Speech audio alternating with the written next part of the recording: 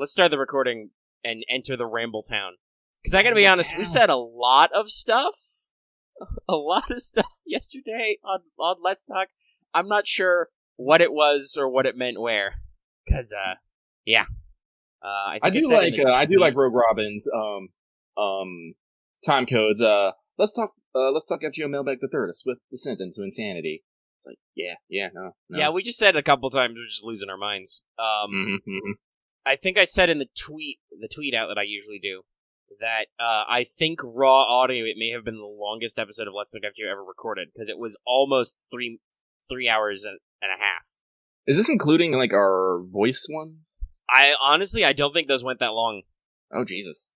Like, I think those topped at about 3+ hours with editing. This one was very, very long. I had to do some dark science to squish everything down, but it all fit. Dark science. Like, you wouldn't tell, because the edited version is down to about just under 3 hours. I'm afraid it's because of super science. So I squished that one down real hard, but hopefully it's not. Nobody has been like, oh man, the audio is really weird or something. Someone has been like, I have 24 USOs. I'm all like, well, yeah, our consternation about USOs has led to people bringing up how many USOs they have, like we fucking asked. Can I say fucking? Yeah, we're like a minute in. We are. I can say fucking. Only need to keep it clean for the first 60 seconds because they want to roll ads. But even then, I've been seeing a lot of been having a weird YouTube experience lately. So, number one, for about a week there, it's finally fixed, but for about a week there, the PS4 YouTube app was busted. You could not sign in. Oh, really? Yeah. So, that means that you couldn't track history. I mean, it's still YouTube, so it's still algorithm your shit, but it couldn't actually track your history. Like, you couldn't go to history and check what videos you'd watched, even though it clearly knew, because recommendations still worked. And you couldn't, check your subscriptions or anything. Now, you could do AirPlay, so I was able to play off my phone or my PC to my PS4 if I really, really wanted to, swap over a video. But that was just a little weird. It was kind of a weird impact on my viewing experience, where after clicking or sharing some videos, it kind of got an idea of who I was, but also still was, really weird, and even recommended me some videos and some channels that I have told YouTube while signed in, don't do that. I hate those people, never. And also, it probably didn't have all the, because I don't listen to music on my PS4 usually through YouTube, it probably didn't have any of my crazy music recommendations. But, so that was weird, but also while I was checking on, YouTube and stuff, I noticed I'm getting a lot of, especially on browser, a lot of, click-to-skip ads. Not even video ads, but, ad panels that show up for a limited time, and then you click through them, and I'm like, that's different. I suppose that's less intrusive. A little different. Yeah. But, yeah, okay, we've been a hot second, so I will really quickly read the patron shoutouts. So, shout out to our patrons who bring us this episode, Igo Comics, Blacklist OG, Carlos Qua, Jeremy Vasquez, Kylie Denton, Nestor Flores, Rogue Robin, Shawnee P, some guy named Bob, Sodasan 0424, Cyber23, and Video Gamer 75. Thank you so much for your support. If you like what we do, want to see us do more, consider supporting us on Patreon.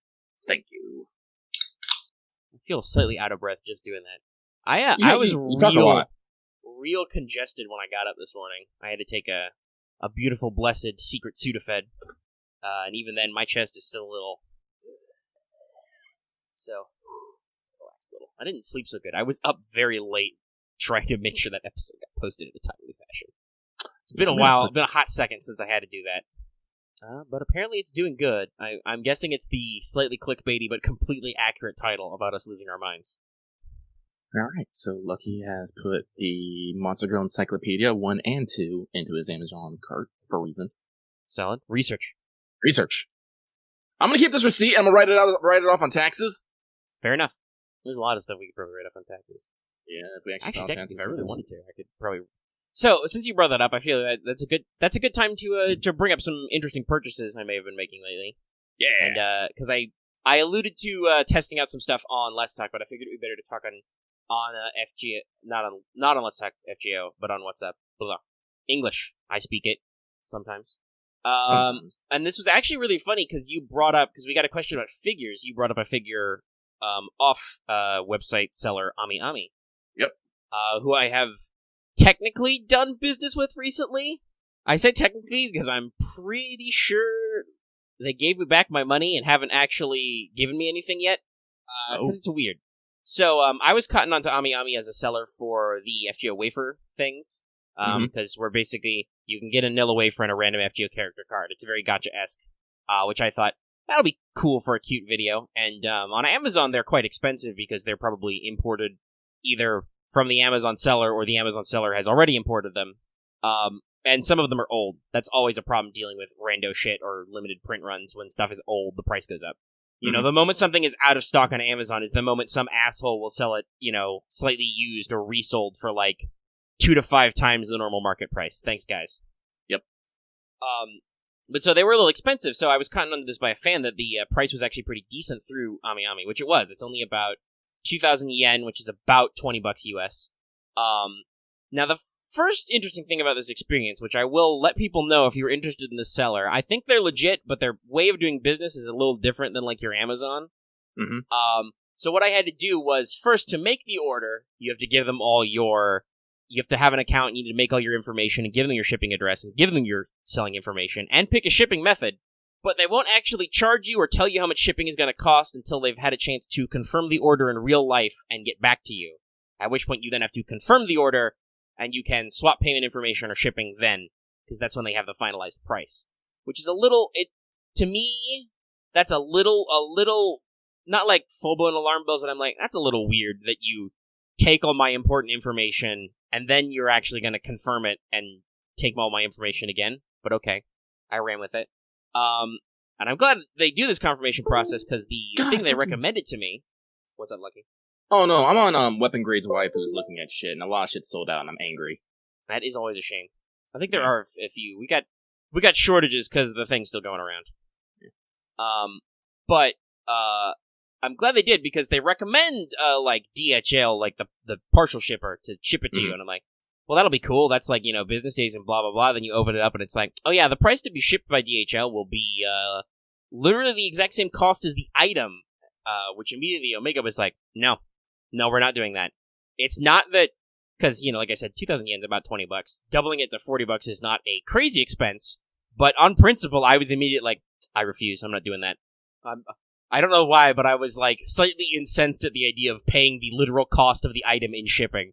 So I was like, nah, you can send that to me mail.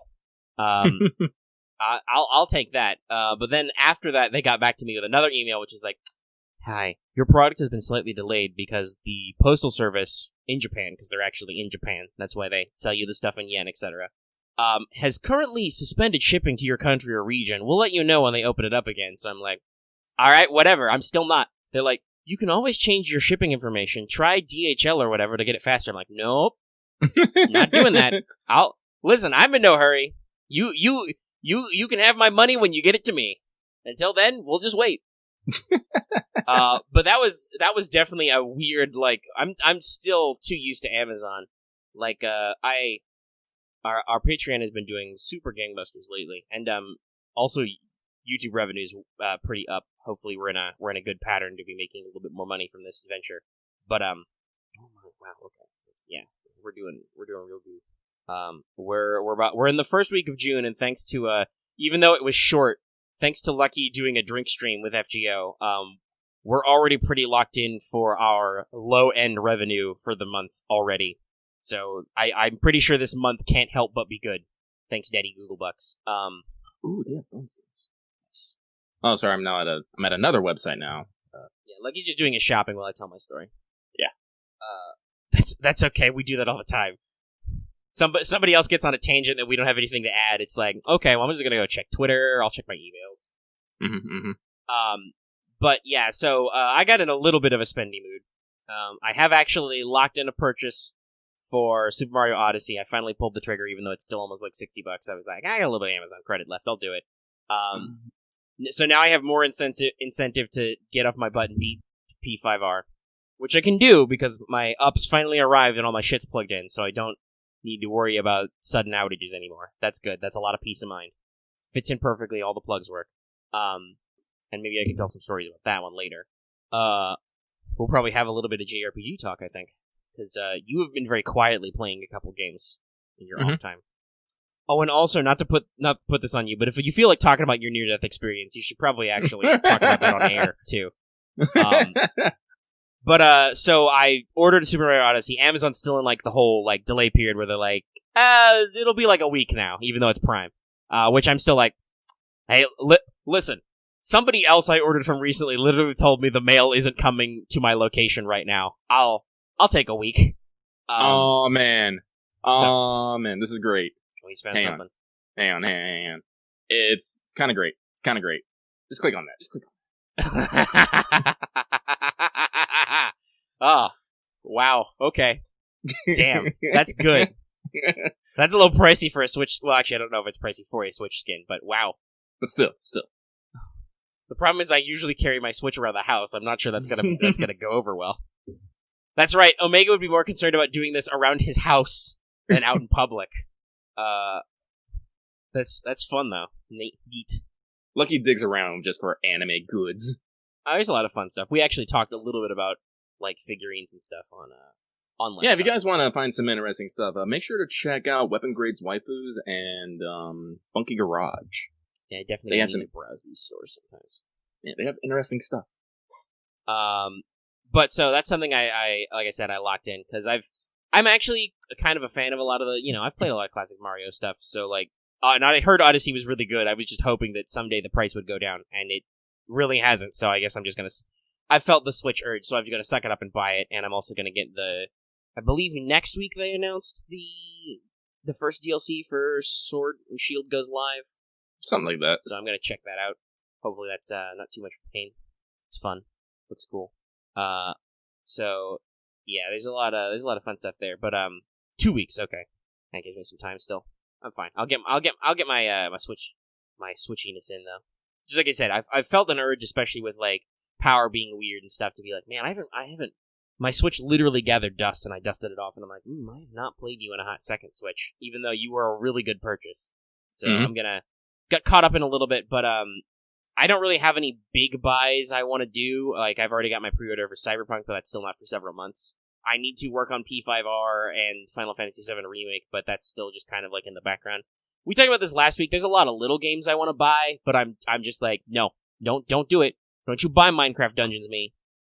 Don't you buy that remaster of the Modern Warfare 2 campaign, which is literally just, by the way, when I looked it up for the price, it's literally just the campaign too. There's not even like any multiplayer, I think, like the regular Modern Warfare remaster. Interesting. I like that approach though. But yeah, so I'm kind of holding myself off on games. But the other thing was, just for pricing, was another unboxing thing I talked about. But in order to get it in I'm pretty sure it's gonna be okay. It's children's trading cards. It's Yu-Gi-Oh cards. I'll come out because the video, people will probably forget because the video's not gonna happen for like a month. Because to find the set I wanted at a reasonable price, I'm technically importing from the UK. Weirdly enough, somehow that was cheaper than what people in the stateside were offering for it.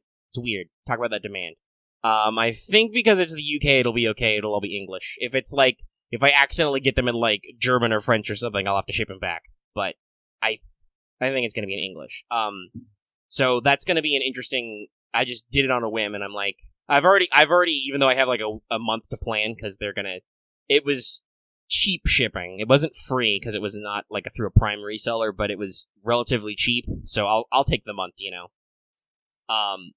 But I've already kind of thought of what I'm going to say in the video, and like my thought is like, I'm not really planning on quote unquote making my money back in this video, but I'm willing to try it for things, and I'll get some fun stuff out of it, and I won't spoil the whole thing, but I got some particular ideas for what I'm working on, but that will also take a little while to go. So in the future, look forward to interesting experiments with like unboxing and unwrapping videos from Omega.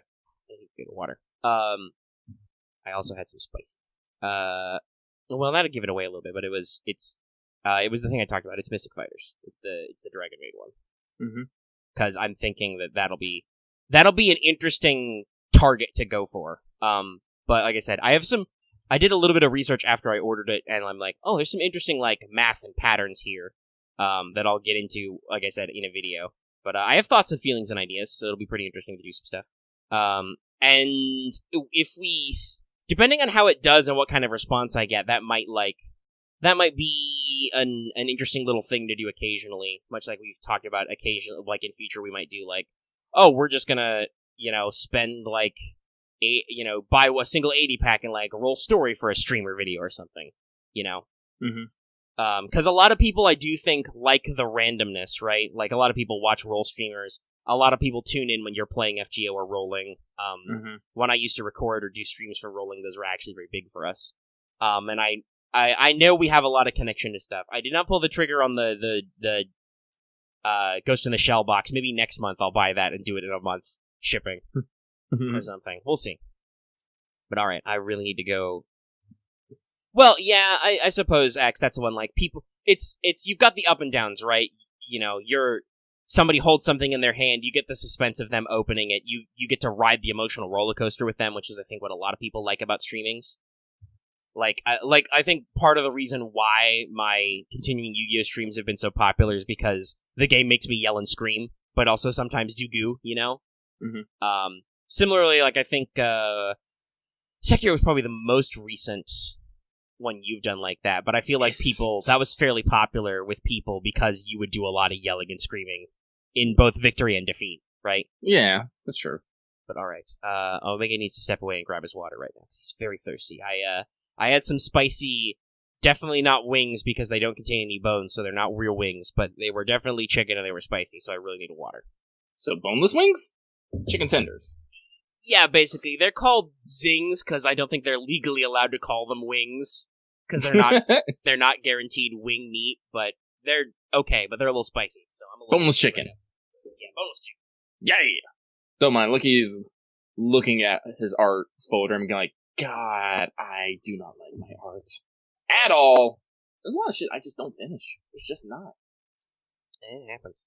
Like, here's something that might shock people, especially considering I think we both talked about how much we like the series and the build-up to it. I haven't beat Borderlands 3 yet. I haven't even started it yet. I'm just like... Yeah, and I don't feel like... I'm like, I should probably sometime, but also, I'll feel the itch sometime and I'll get in there. Oh, shoot, I just pulled up some... Oh, shit. Oh, yeah, I was working on a Brave Blizz pick, and I was just all like, no, I'm done. I give up. I'll post it here for Patreon to remind you all that this was a thing once. Oh, gosh, if we're going to talk about creative projects, I don't know. I haven't really... There's a couple of writing stuff I'm still taking on. I haven't really felt the urge to clip on, Mm-hmm. Like, we talked a little bit about it recently, but right now I'm pretty in there with Toon and the Fate homebrew. It seems pretty popular with the peeps, and doing playtesting has really driven me to keep working on the mechanics and stuff. Like, recently, while I'm still adding a lot of fun units to try and experiment with to see people do more, and just because I have fun ideas. But also, thanks to the advice of the players, I have, written paragraphs which expand stuff, and I've, included a preface. The preface is definitely written in my usual state of prefacing. If you've ever read the GM preface to Mages of War, which is just yo dog, let me talk to you about some stuff, okay? This is basically the thing, and it's got in quotes. The preface is called "What are the rules?" Because I do feel like that's a question I get a little bit from the playtesters. It's like, oh, what's the rule on this or whatever, and honestly, the general rule is oftentimes just shrug. I don't know. Do you have an outline? What are you trying to do here? We can make it work. Because the Marvel Heroic role-playing, which I based this on, was deliberately written to be kind of faster paced, almost like a typical comic book story, or the cartoons that are based on those. We play kind of fast and loose, and it does include incidents where fucking Spider-Man takes on the Hulk for a couple panels. That really shouldn't work, but because of the magic of comics, it works out, which I think is one of the reasons why it appealed to me is this would work for a Fate hack, because, yeah, sometimes Shiro fights Gilgamesh for 30 seconds or whatever. And it works out because that's how Fate is. This is another question we've come up a lot, especially with Mailbag, because people will ask us, writing type questions or whatever about the universe, and a lot of the time we have to just go, a lot of times people ask me, questions about the mechanics because we do Teach Me, or I do Teach Me. You mostly sit there and listen and nod. Though occasionally you'll have some keen insights from the back row. Yeah. But it is generally an exposition-y thing that I do. A lot of people ask me mechanics questions, and a lot of the time my answer has to be, okay, so according to what's written so far, it's this. But because this is fate, at any time, if anybody wants to write something new that comes out later that completely fucks all that up, it'll happen. It'll happen. Like, not to linger too much on FGO, but you were in a conversation earlier where people were talking about Savor Kiara, which is interesting because we passed that as almost like a joke or another what-if concept on the way too long episode of Let's Take FGO. Yep. But some people were like, oh, but the thing is that she'll always be evil. But then you were like, yeah, but that's only an always until somebody decides to change it. Yeah.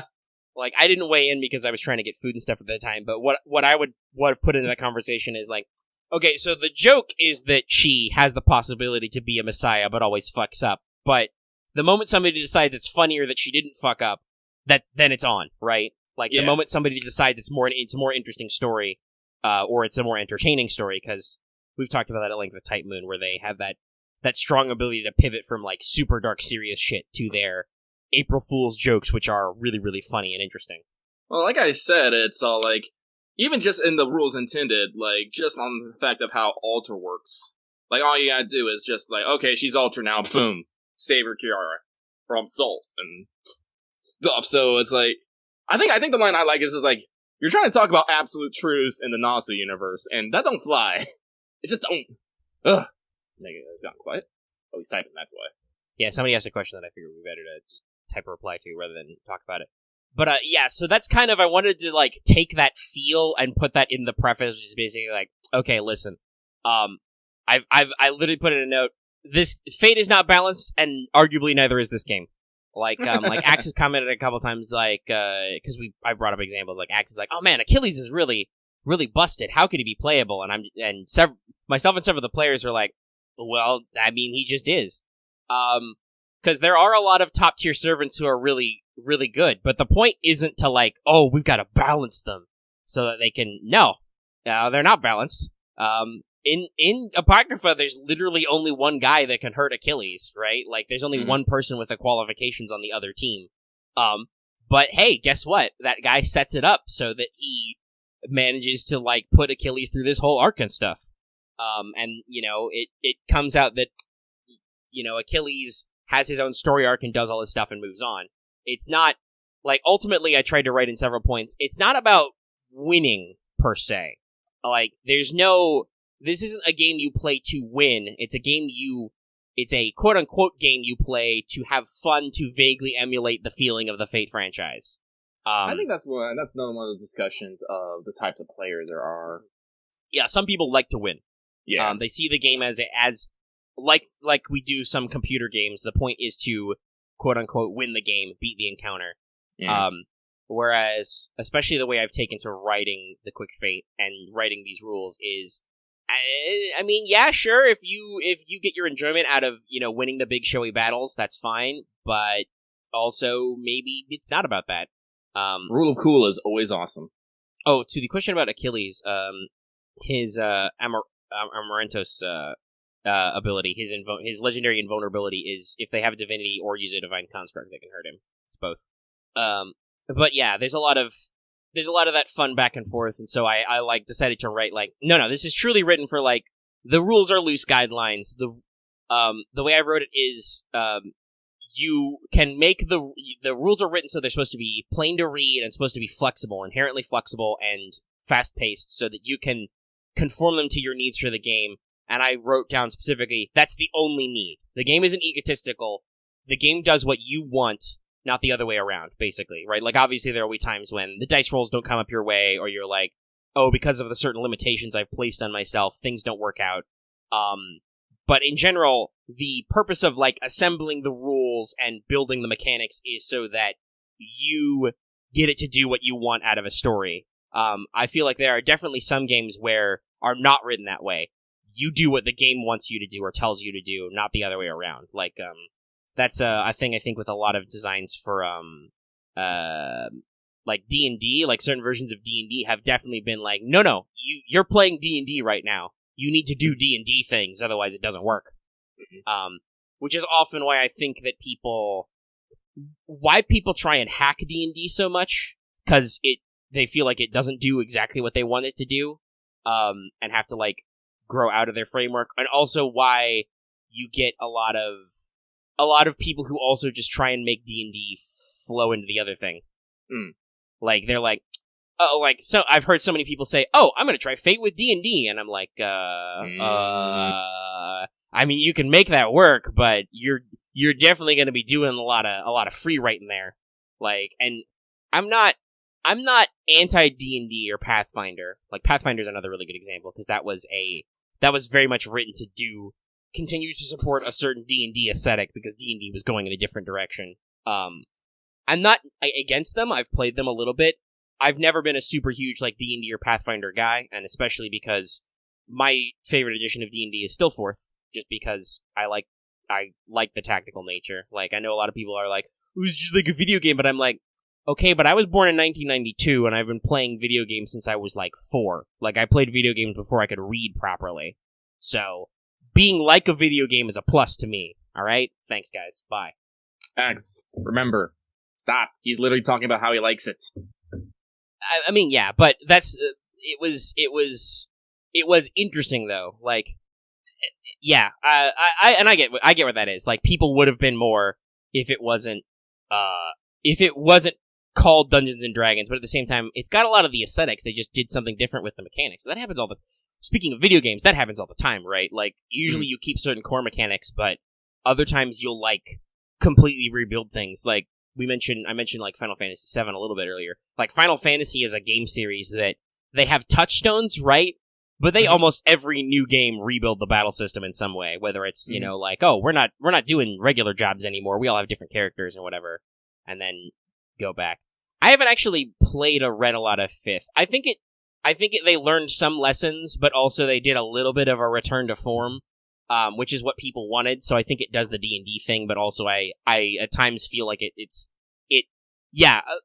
sounds a little like simplistic and straightforward. D&D is still D&D. Like, I don't think you can be a complete hipster about role-playing games and deny that D&D exists. And actually, that's a good philosophy. Make rulings, not rules. That's kind of how I felt while writing the homebrew, but I can see how that would be kind of like a little wishy-washy to some people. Omega, you retweeted it, so I'm gonna retweet it. Oh, because, yeah, I'm on this train. Well, I'm just like, oh, well, that's a thing from that Twitter account I can actually retweet. But also just, there's a thing. Well, we can enjoy peaceful conversations all the time. Yeah, so I'm like I said, I'm not a big D&D guy, but I am not a hipster about it. I just do sometimes get annoyed when people try too hard to make D&D do everything because they've literally only played D&D. Like, I get the, I get the reason why. Like, because if D&D is the only thing you've ever known and you played, like, D&D for, like, 5 years through high school or whatever, then everything looks like D&D to you. But also, this is a thing that's a very common point of discussion in a lot of the tabletop role-playing sphere, which I don't. You probably, Lucky, have never listened to a lot of, like, RPG podcasts and actual plays. No. Omega did that a lot in his formative, especially when he wasn't playing games. But that is actually a big point of discussion, is, like, looking at the D&D tropes and being like, man, D&D's fucking weird and specific. Like, D&D is actually a very specific experience. I do like a good fiasco, but at the same time, fiasco is interesting because it's just an excuse to roll dice to make improv theater. Well, and I think some people take the whole colonization thing too far. They're like, oh, D&D is about beating up people. It's a metaphor for colonialism.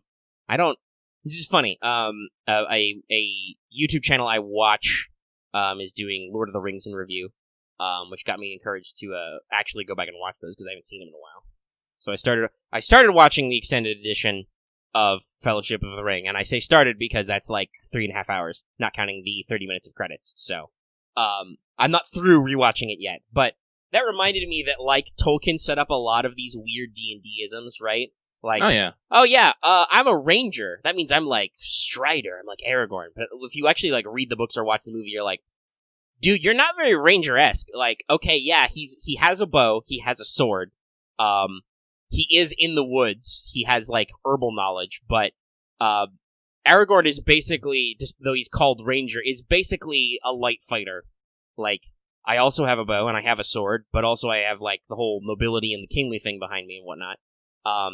And then Legolas is like our typical elf bow guy with like a light build, but then, especially in the books, Legolas is like the lore nerd, right? Like he's oh yeah, I'm like 500 years old, I know all this shit. I know that place and this guy, and I've heard of that thing, you know.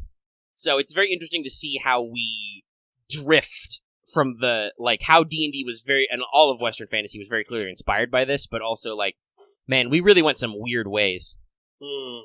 Kind of nitpicked certain things. Yes. Well, yeah, D&D was originally a hack of a tabletop war game, because they started doing more campaign-based stuff. And arguably, interestingly enough, the rules for Warhammer 40k and Warhammer Fantasy started that way too. Was just like, oh, we're expecting you to like not necessarily do like army versus, we're gonna like do a role playing thing, and then it's very interesting how that kind of went around.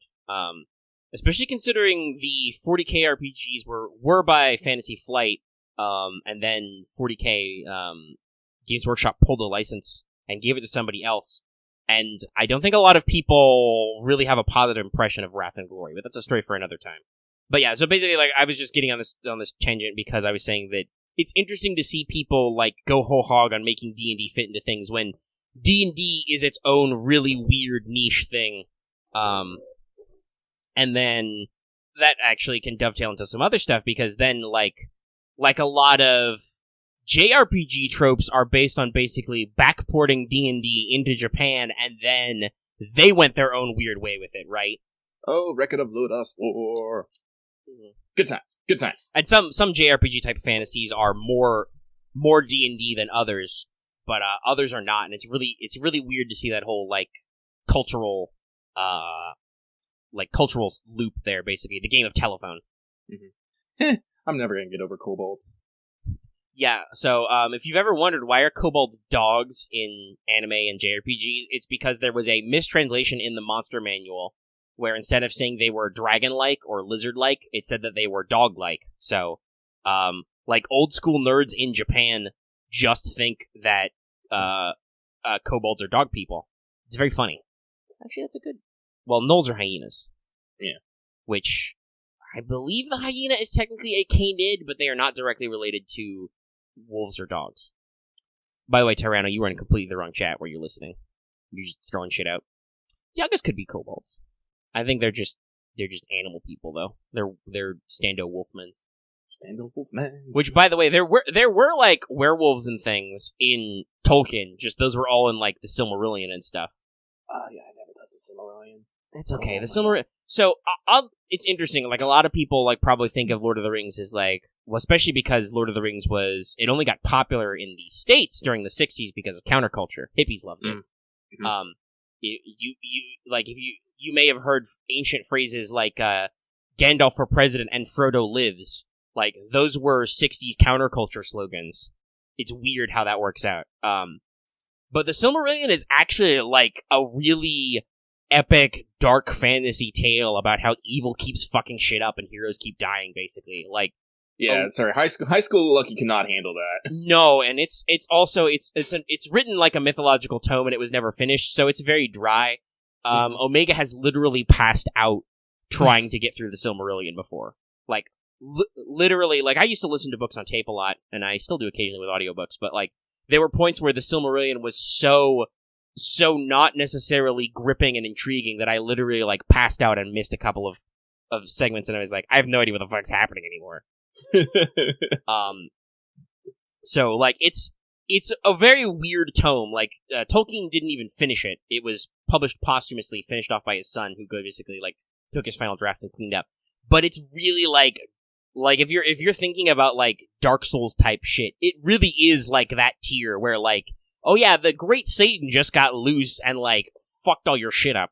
And he stole the World Tree Light and fucked off to a different continent, which made the guy who made the Silmarils, the cool gemstones that have starlight in them and are just...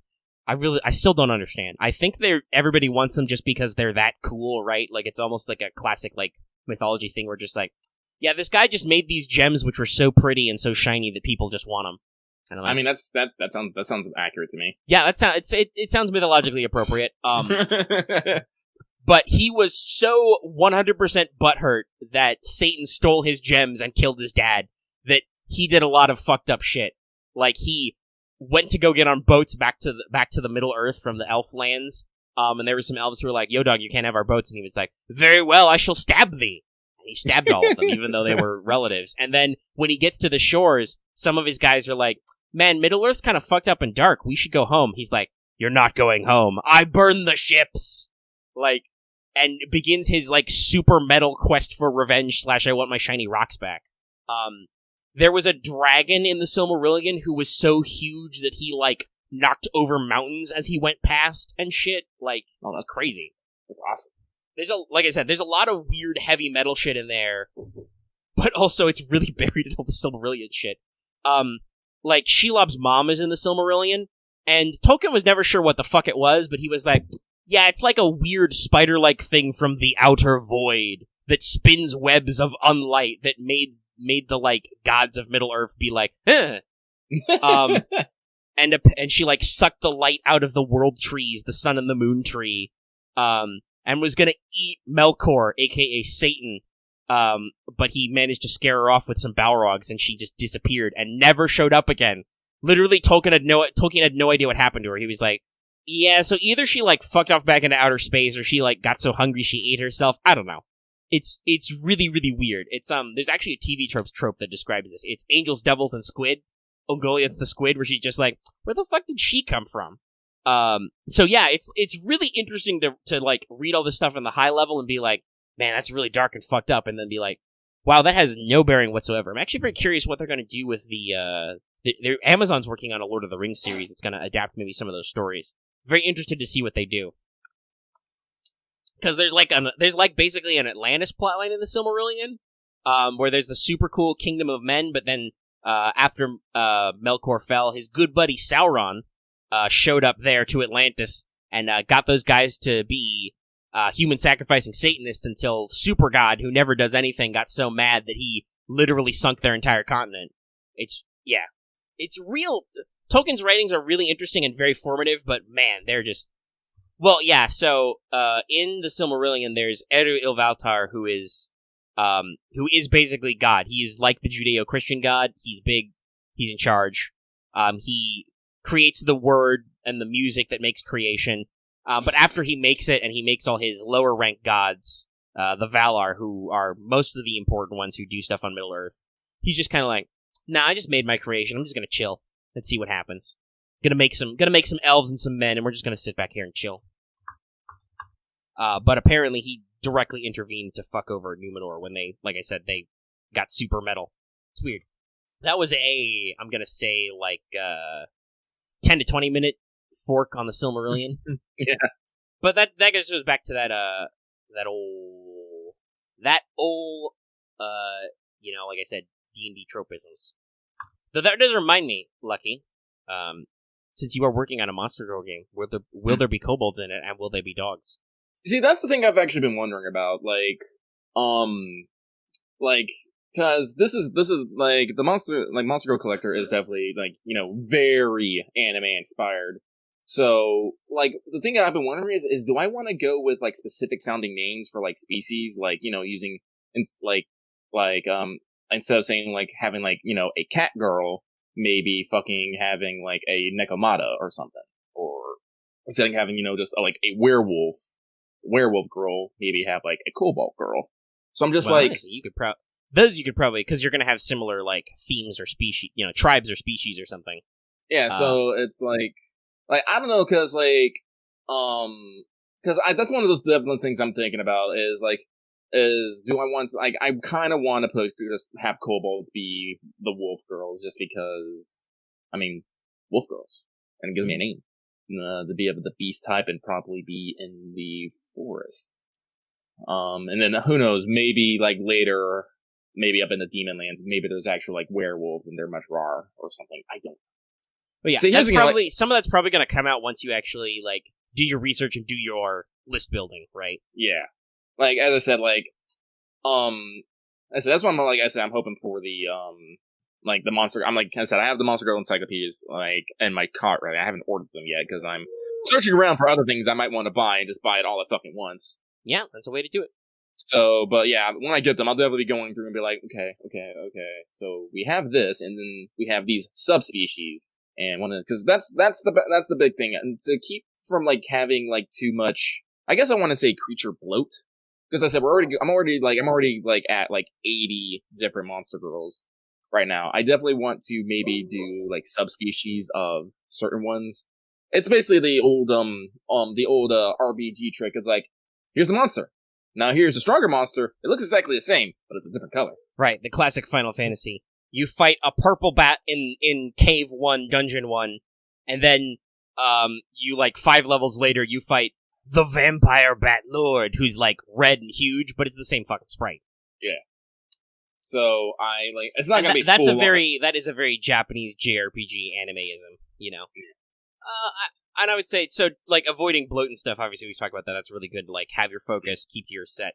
But honestly, what you're probably going to end up doing is you're probably going to end up with probably more than 80 by default, and then whittle that down to actually make the final selection, and I would even argue you should, like, have options, because you want to make sure everything fits, and you never know, if you come up with these, like, tribe-based mechanics, you know, the species or whatever, you might actually have to be like, oh shit, we've just realized we have, like, way too many beasts in the forest and, like, no beasts in the mountains or whatever. We need to, like, swap some people out. And you can always, stuff we leave on the cutting room floor, you can always put in future expansions, you know, if it makes sense.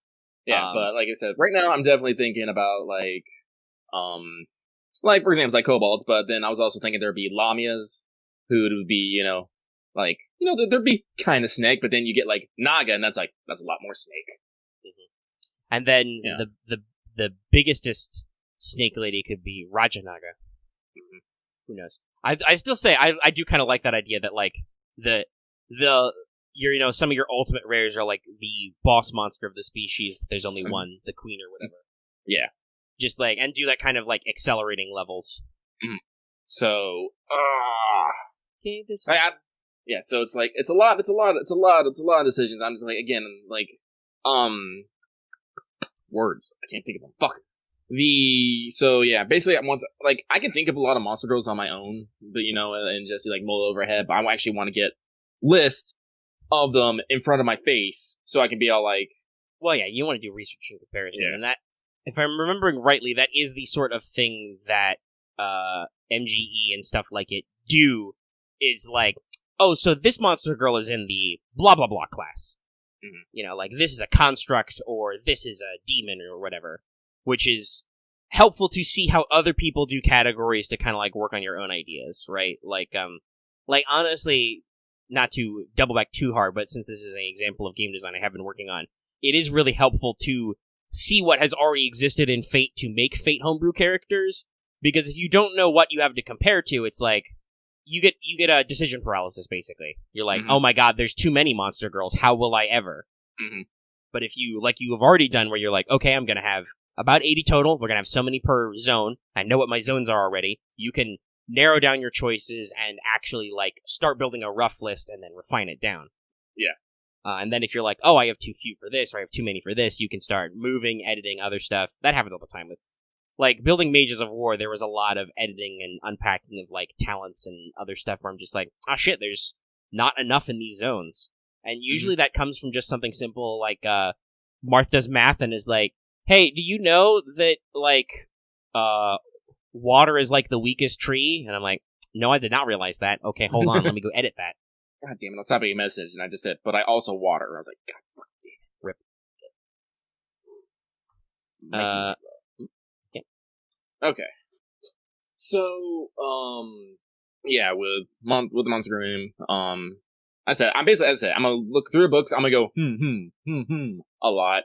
I'm gonna write down a lot of names and subspecies and work the way back. But I'm pretty sure kobolds will make it in there. The fluffy wolf version, because I fucking love Polt from Monster Musume. Which is great. There is also, I believe, actually it's a question, is she a kobold or a gnoll in Plus Size Elf? There is a dog lady in there. I'm trying to remember. Is she described as a kobold?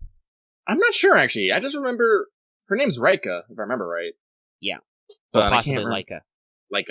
Who knows? I should order. That's another thing I should do.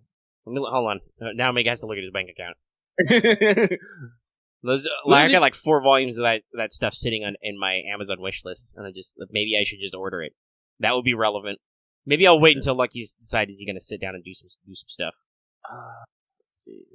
Well, now I got to go back to. Now I'm back on Amazon again and be like, I'm looking at my list. Lucky literally has a light novel list and a manga list. He's just all like, God damn it. Lucky just remembered today's menu for MF Family Volume 4 doesn't come out until July 7th. I'm just like, why? Give it now. Yeah, it's. Let's see here. But since we were talking about JRPGs, we did mention that there was some games you were playing quietly. Oh yeah, so Monday, I finally got my Xenoblade Chronicles Definitive Edition, and as I last checked, I think I have 46 hours into it. So that's a work week basically. Yeah. So yeah, I've mostly been playing that. And I have to say, I like it. I really do. Combat's fine and everything. I want to slap the map designer though. So fucking hard. That happens sometimes. Because like the environments are fun and cool and I like them. Except the way that the game's fast travel system is based on landmarks. You discover a landmark, you can fast travel to the landmark. The only problem is, in some areas, the landmarks are so fucking far between that you're like, I will literally just have to I'll just hit the auto run button, point in the direction I need to go, and just wander the fuck off. Sometimes. And this is the worst in, I can't think of the name of the city. But right now, I'm in a city where this winged head race of people live, called the High Entia. And it's a quest hub, so I have to run around all over the place getting quests. And there are times where they have quests in like just the farthest deep, I won't say farthest deepest, but just the longest ass reaches where I literally have to go out and around and then walk around this giant fucking arch. And I'm taking I'm just literally doing like 2 to 3 minutes of running to get to this one place. And I'm just all like, because, among other things, Xenoblade Chronicles is very quest heavy. Like, you get, like, dozens upon dozens of quests when you reach a quest hub. Because Xenoblade Chronicles has a time system, and certain NPCs are only out at certain times. Which is also a goddamn pain. Because they're not static. They move. Like, they'll leave their house, walk around, and then, go back in some time at the end of their active period. Which means that sometimes I just miss people, and I don't know if I've actually missed a quest. I have to literally go to the change time, because they do give you something nifty. You can just change the time to whatever. And start changing it, like, every few hours, and just checking, alright, did any quests appear? Change time. Did any quests appear? Change time. Did any quests appear? And this is also complicated by the fact that quests are also based on your affinity chart. Now, this is something that like I said, I'm having a love-hate relationship right now. When you talk to somebody, like specifically with a green dot, that means, you quote-unquote becomes friends with them, and they get added to the affinity chart. When they're added to the affinity chart, you can then discover other relationships they have with other peoples on the affinity charts, and you can get quests involving 2 of those people, which could either improve or worsen their relationship. The problem is, if you don't find said person because you haven't run into them, because they are out at some weird ass hour of the day, you're not right, you won't get the quest. So, on top of having to run around at all times of the day to find people, you have to run around all over the place just to find specific people to start quests. And I'm like, this is a lot of busy work just to get some quests that's not even going to give me experience. Like, seriously, like, a lot of the quests don't give you experience, they just give you a fuck ton of gold. And I'm just all like, this is great and all, but I want levels. Yeah, I'm about to say, it's not, I get what they're going for. And that's sort of like the quote-unquote lived-in, look or whatever is like, oh, that's neat. They like actually have schedules and they go around and stuff and they do stuff. Mm-hmm. But on the other hand, it's like, okay, yeah, but I don't actually like having to catch Jimmy the Brewster at like 8 a.m. when he goes to work to tell him that I killed the rats in the brewery or whatever, so he can give me five medieval bucks. Okay, so they do something a little bit better than that. You don't always have to return to the quest giver. Well, that's good. Sometimes as soon as you just finish it, it's like, quest completed, you got them the thing. And I'm just like, I don't know how I did it. I guess I fucking just threw it across the fucking realm, but okay. So it's more of to do that analogy, then it's more like, because Sally the seamstress told me that Jimmy the Brewster needs something done, I gotta catch him when he's not at work, so I can do the thing. Which, yeah, I'm like, That does sound like it could be a little frustrating. That could be a little. Well, see, annoying. Here's the thing, X. I want to do all quests. Like, that's like. Well, and like, also, I mean, how do you know whether or not a quest is worth it, right? Like, how do you know beforehand? And if you're just going to say, just look it up, well, maybe he doesn't want to do it. Yeah. But they're not even giving me XP, X. Yeah, like, I get gold and equipment for most of these quests. I get most of my experience from booping monsters that I have to kill for the quest. Which is probably kind of what sounds kind of like what they're going for, you know? Yeah, there's not a lot of quest variety, and honestly, I don't hold that against a JRPG game. Like, honestly, like, some people, like, oh, I'm sick of kill the monster and get the item quest. I'm like, but what else could you really fucking do? Well, yeah, so, again, talking about D&D analogies, like, obviously that makes sense, right? Like, yeah. Like, okay, if you think about it, sure, in Tolkien, their quote-unquote quest is to deliver the plot coupon to a thing so you can destroy the Dark Lord. It's still a fucking fetch quest! Exactly. It's, hey, Frodo, you got a ring, go deliver it here. And he does. And then all the others basically ditch the main quest to do side quests because of actual interesting storytelling and dramatics. Anyway. But, like, another thing is, like, think about, like, classics of English literature. Like, Beowulf. Literally, in 3 different arcs, Beowulf has asked, hey, dude, can you go kill this thing that's plaguing our lands? And he's like, yo, I'ma punch it. I don't need swords. Swords are for scrubs. Other than a lot of the Arthurian cycle is a little interesting because a lot of it's basically almost like historical fiction for how did we get here? Who's a cool guy that we can be like? But there are subsets in there which are like, you know, either Arthur and his knights are like hunting for the Holy Grail, which is a fetch quest. It's a fetch quest that as a reward, God teleports Galahad directly into heaven along with the cup. I suppose that's the only way you could actually get the cup back to God. But anyway, but a lot of the others are just like, oh yeah, there's just people causing shit in our neighborhood. I assume it's because a lot of these literature is drawn from stuff at the times where I'm sure if you did have a wandering knight or whatever, you know, that's actually what you would do. Would be like, hey, guy who has combat skills, there's fucking wolves eating our you know, livestock. I can give you a couple of chickens or let you stay the night a couple nights if you go stab a wolf. You can stay ignite and hang out with my daughter. Yes. Games, please. Oh wait, no, some games do that. Yeah. If you're playing like a Western fantasy that can get a little saucy, they'll definitely. I mean, that's totally a thing in The Witcher. Mm-hmm. It's like, here, do a quest for this woman. All right, now you gotta bang. I'm all like, just as God intended. That also happened quite a bit in Dragon Age. You can have some optional stuff, possibly including your actual significant others. Yeah. But again, with fetch quests, I don't necessarily care about. Like, okay, you gotta go pick up so many Grubbles. I'm like, okay, cool. Because the game is very nice in the fact that if you make the quest, your active quest, like where the Grubble is just pops up and it gives you a nice line that takes you straight to it. I'm like, alright, cool. They have streamlined this experience so I don't have to literally wander around this entire godforsaken knee to figure out where the fuck it is. I've talked about I've had some problems with quests that are like, hey, look at this giant chunk of map for somebody.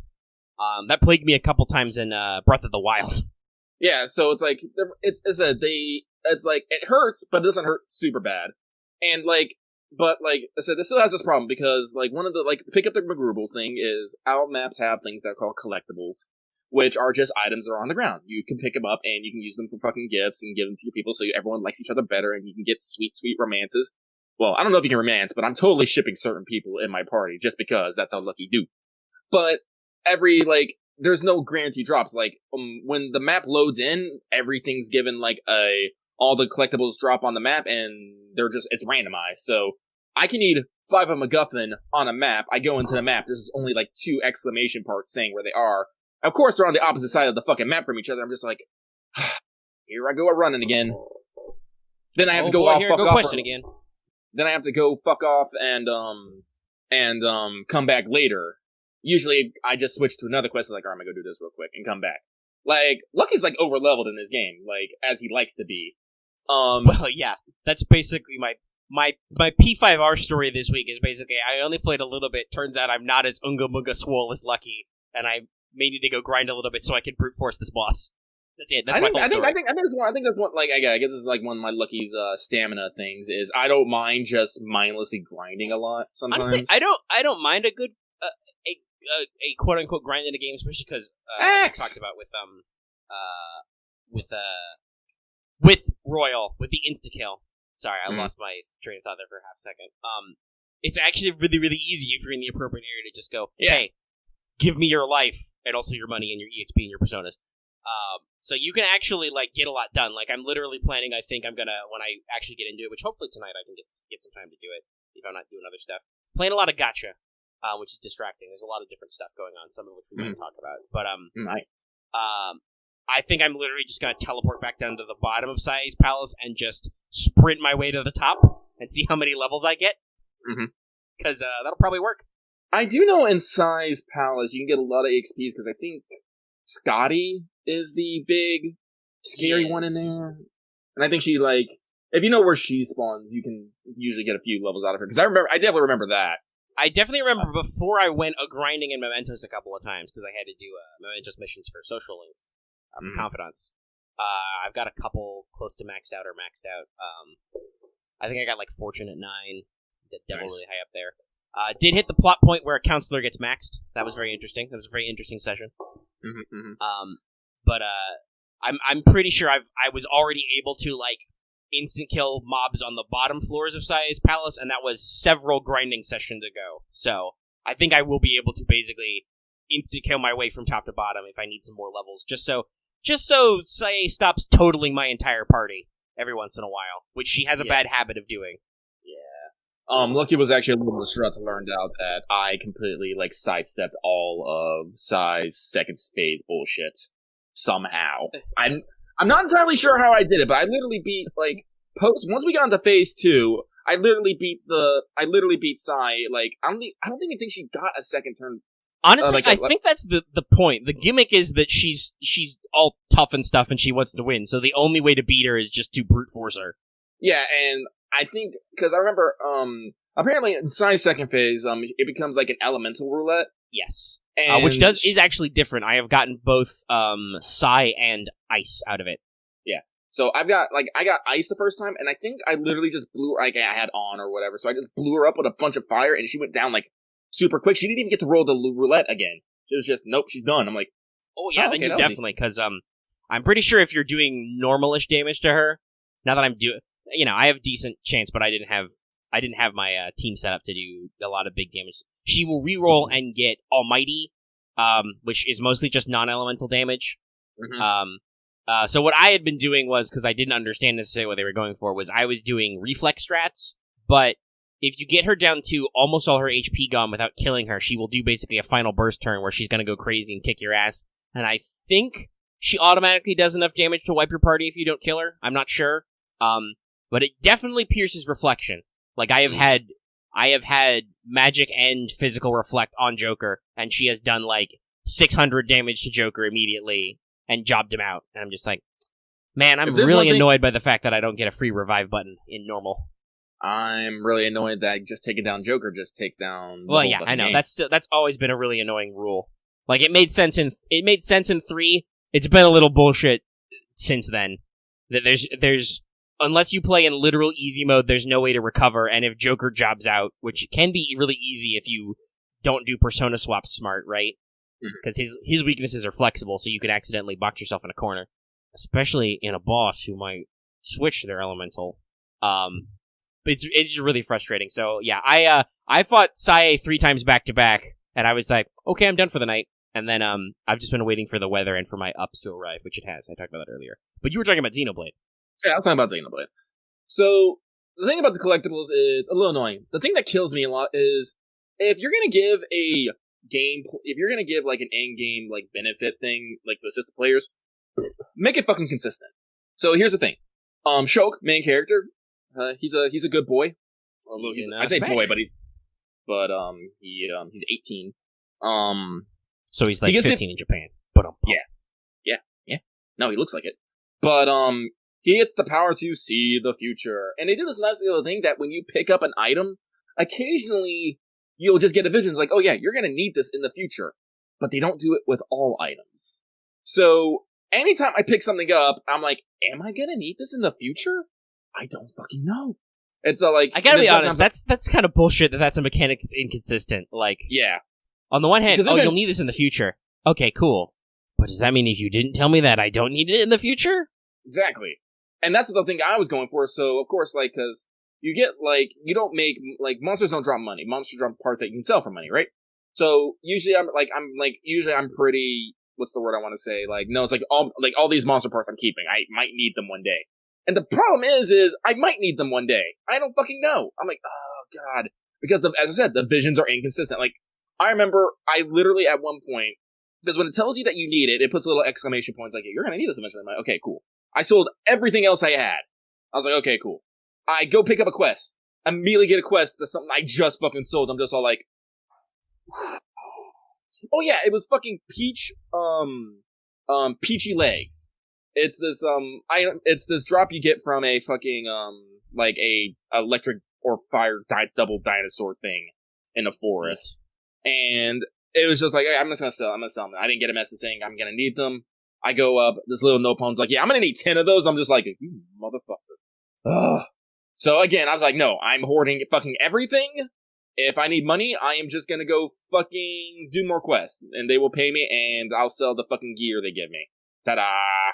But I said also here's another thing. This isn't so much a game, like a thing that bugs me too much, but I really wish that the party size was 4 instead of 3. That's always in those styles of JRPG, the party size limit is always, I feel like, a very hit or miss thing. Like Persona at 4, good number. 3 plus Joker. Yeah, like, because that's why I would like 3 plus Shulk, who's supposed to be your main boy. You do get to like switch out with other people, but here's the thing. Like, I've definitely noticed that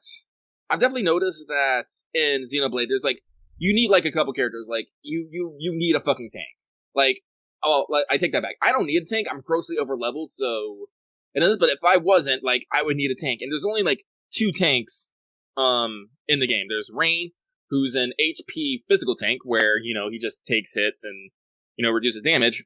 And then there's Dunban, who's a dodge tank, who you just fucking miss. Whiff. Lots of whiff.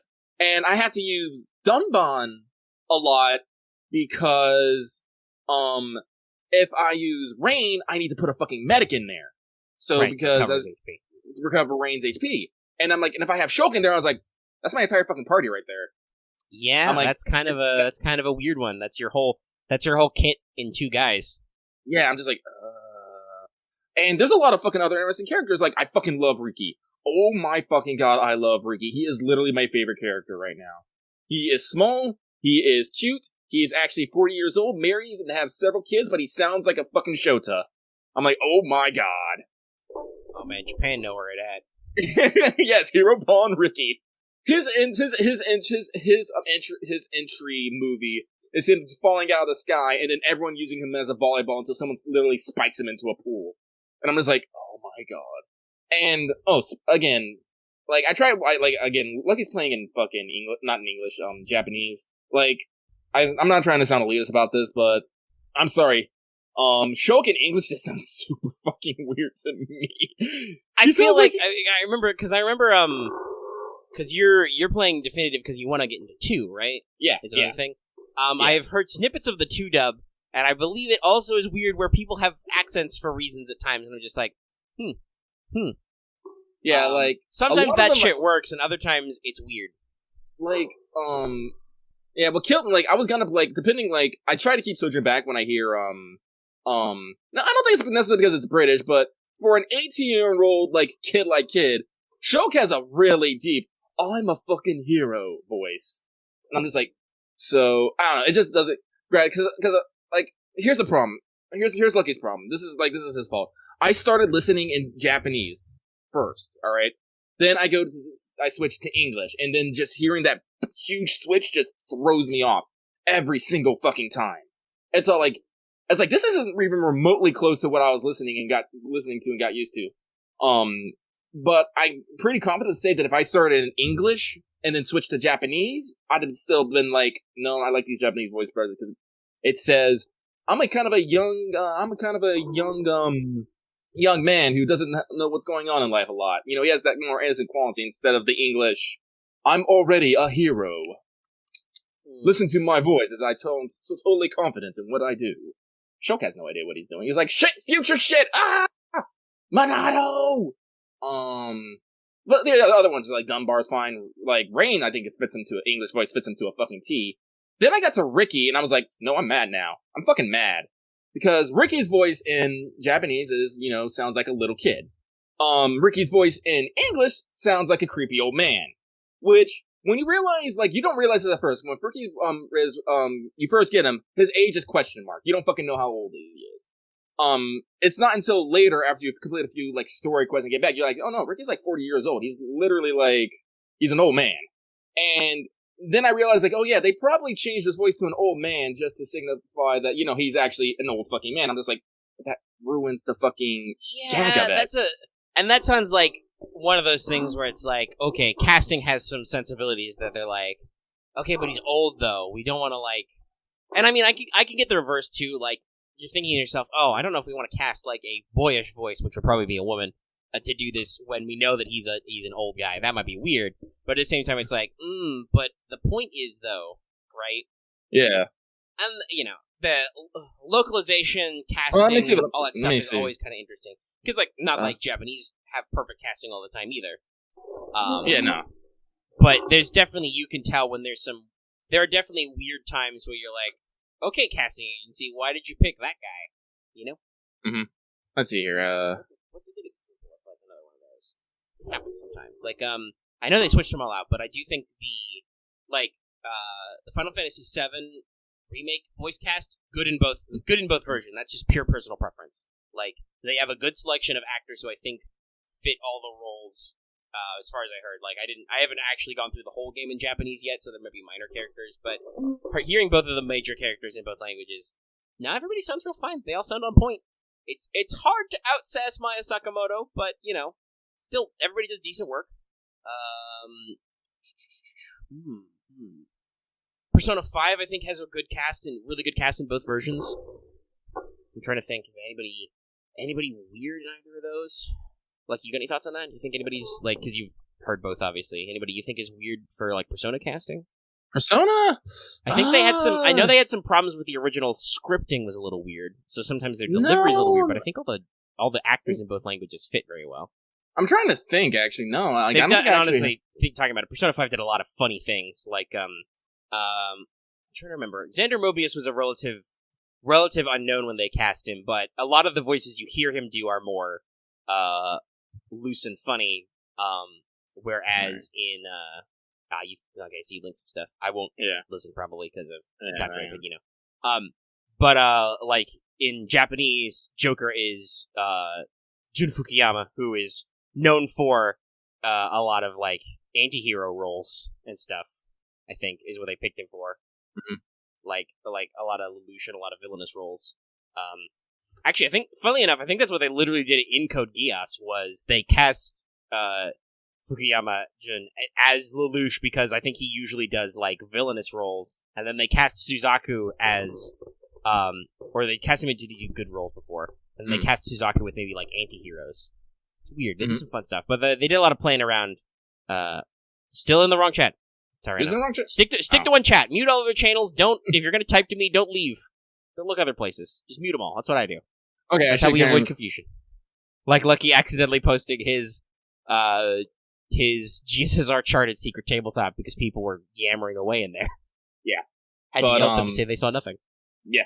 So, Lucky will admit, okay, so maybe Ricky isn't like an old man voice, but he's definitely not like it's less the cute mascot voice that the Japanese has. Because Ricky is totally a mascot character when you look at him. Yeah. No, and that fits. That's like, speaking about Persona, but a different one, that's what they did in 4.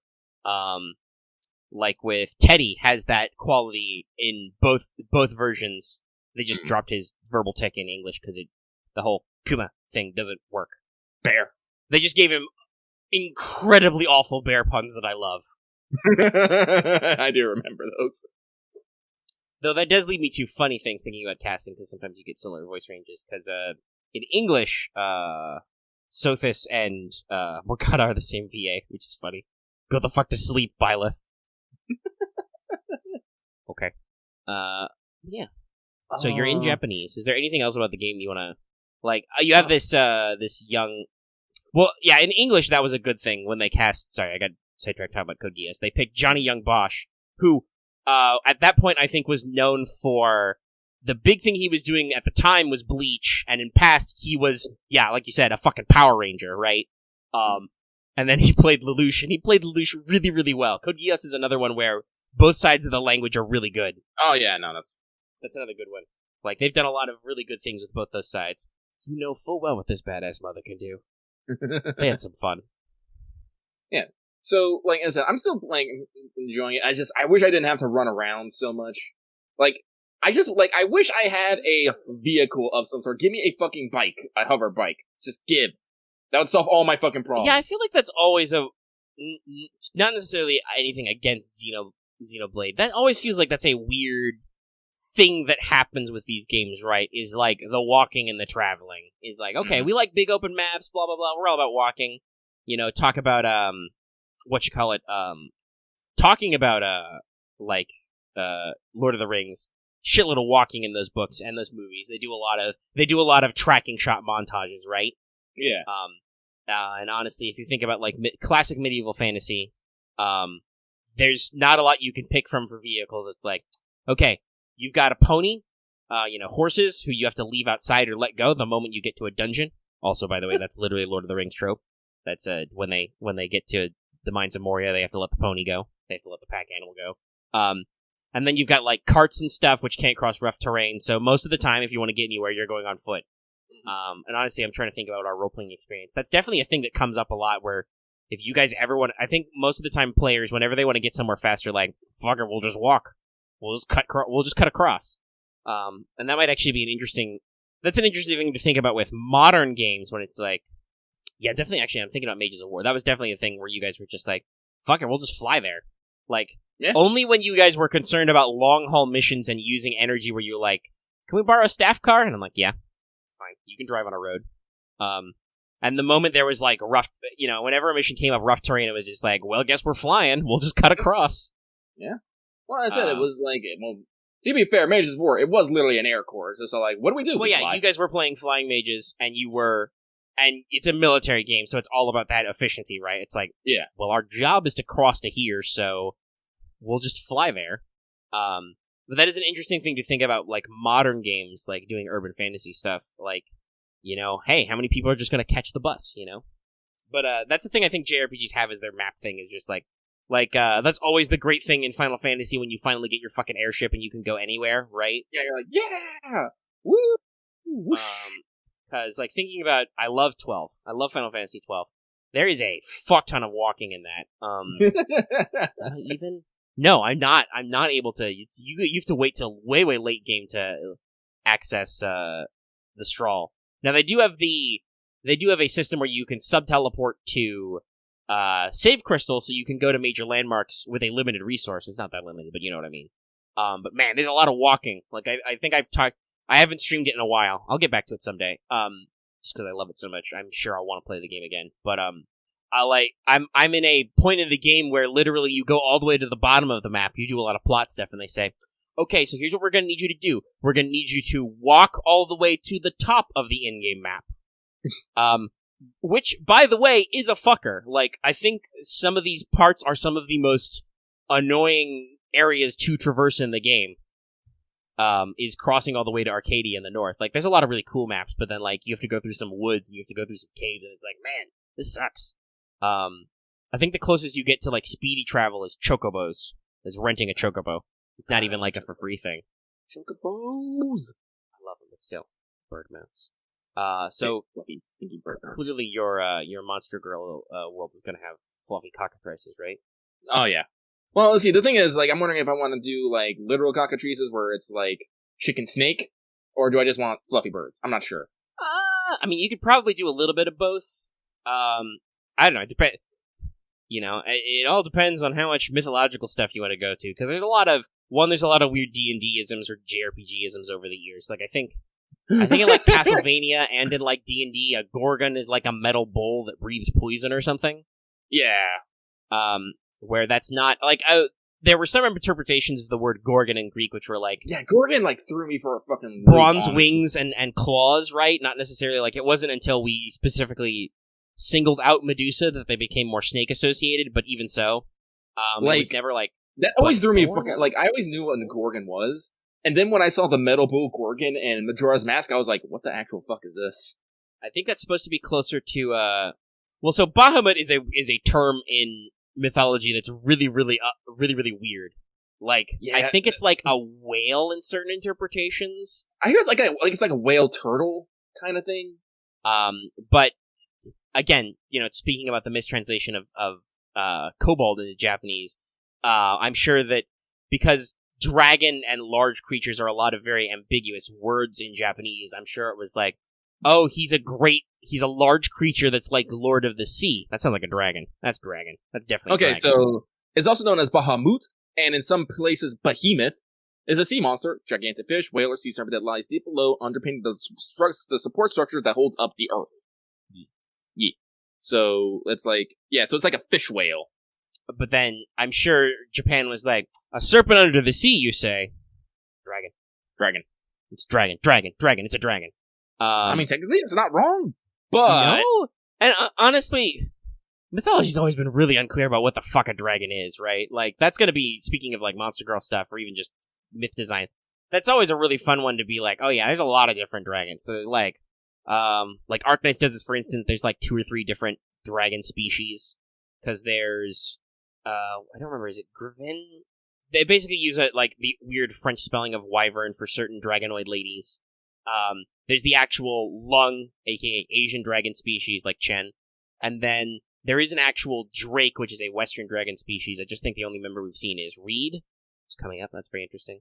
But yeah, so the cockatrice is interesting because in a lot of versions, it's it's the head of a rooster, but more dragon-like elements. But honestly, you would probably go with the fluffy one because that's funnier. And also, then there's the basilisk correspondence. Yeah, the basilisk would probably be the actual turn you to fucking stone one. Sneaky. There's a lot of... Kirin is technically not a dragon. Technically. No, Kirin is like a heavenly messenger, so they're not even supposed to be dragon-like. I think it's like closer to a fucking giraffe. Yes, I believe that's the closest. Quilin or Kirin. They like have scales, and fucking eyes. But they have antlers and are supposed to be like long. Some of them they have a single horn, so they're like unicorn. That's like a thing that L5R does. For instance, is the unicorn clan used to be the Kirin clan, but then they went out and did cultural drift for a while. It's probably like an interpretation of like a giraffe or something. They might be dragon-like, but they might also be lion or horse-like. Kirin is one of those weird-ass creatures that is, like, it's drifted a lot, Yeah. It's like lions in Asian cultures are like, is that actually a lion or what? Because they have those lion-like statues, but they don't... some of those statues look almost more like dogs than like felines. Maybe a rhino. That's always the fun thing about... medieval bestiaries are often a lot just like, hey, some monk heard somebody describe something. Let's try and draw it. Like, makes me think of Marco Polo and frickin' Sepang, motherfucker. Yeah. Like I'm sure there are some. Well, honestly, I think that's the origin of like the African creature, like the Groot slang, which is supposed to be like a super long double snake or something. It's probably because somebody saw an elephant's trunk and was like, "Oh my god, it's got a snake on its face." Reminds me of an analogy, which comes from the Dresden Files, about the blind man and the elephant. Mm-hmm. 3 blind men touch different parts of an elephant and say what an elephant is like.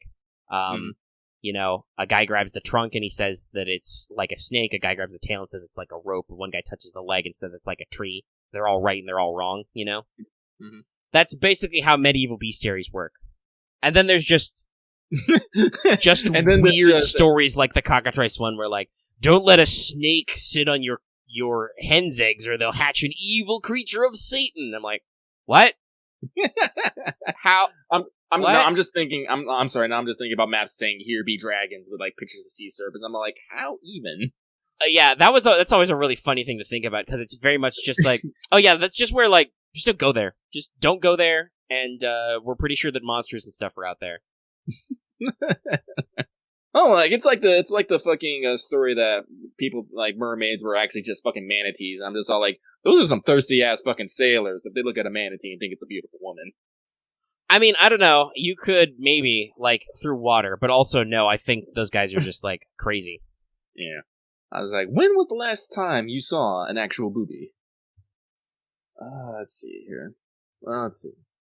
Unless you're fucking looking up random creatures. Carbuncle's a fun one. Don't actually. By the way, don't look that up without like adding like cryptid or mythology or something because that refers to like sores. Or you're probably gonna get the. Well, it's a Final Fantasy type summon because it's it's actually from I believe Chilean folklore. Really?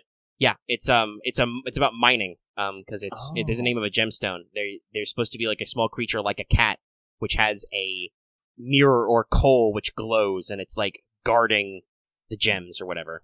Kind of like honestly, kind of like our stories about like that's actually the origin of Kobold. It's South American. Interesting. Yeah, Carbunclo.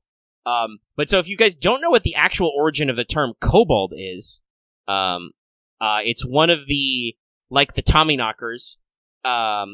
It's one of those little people underground kind of things, and so the kobolds live in the cobalt. It's from the same root word for cobalt, the blue clay, and they're one of the little people that live underground and could come and get you.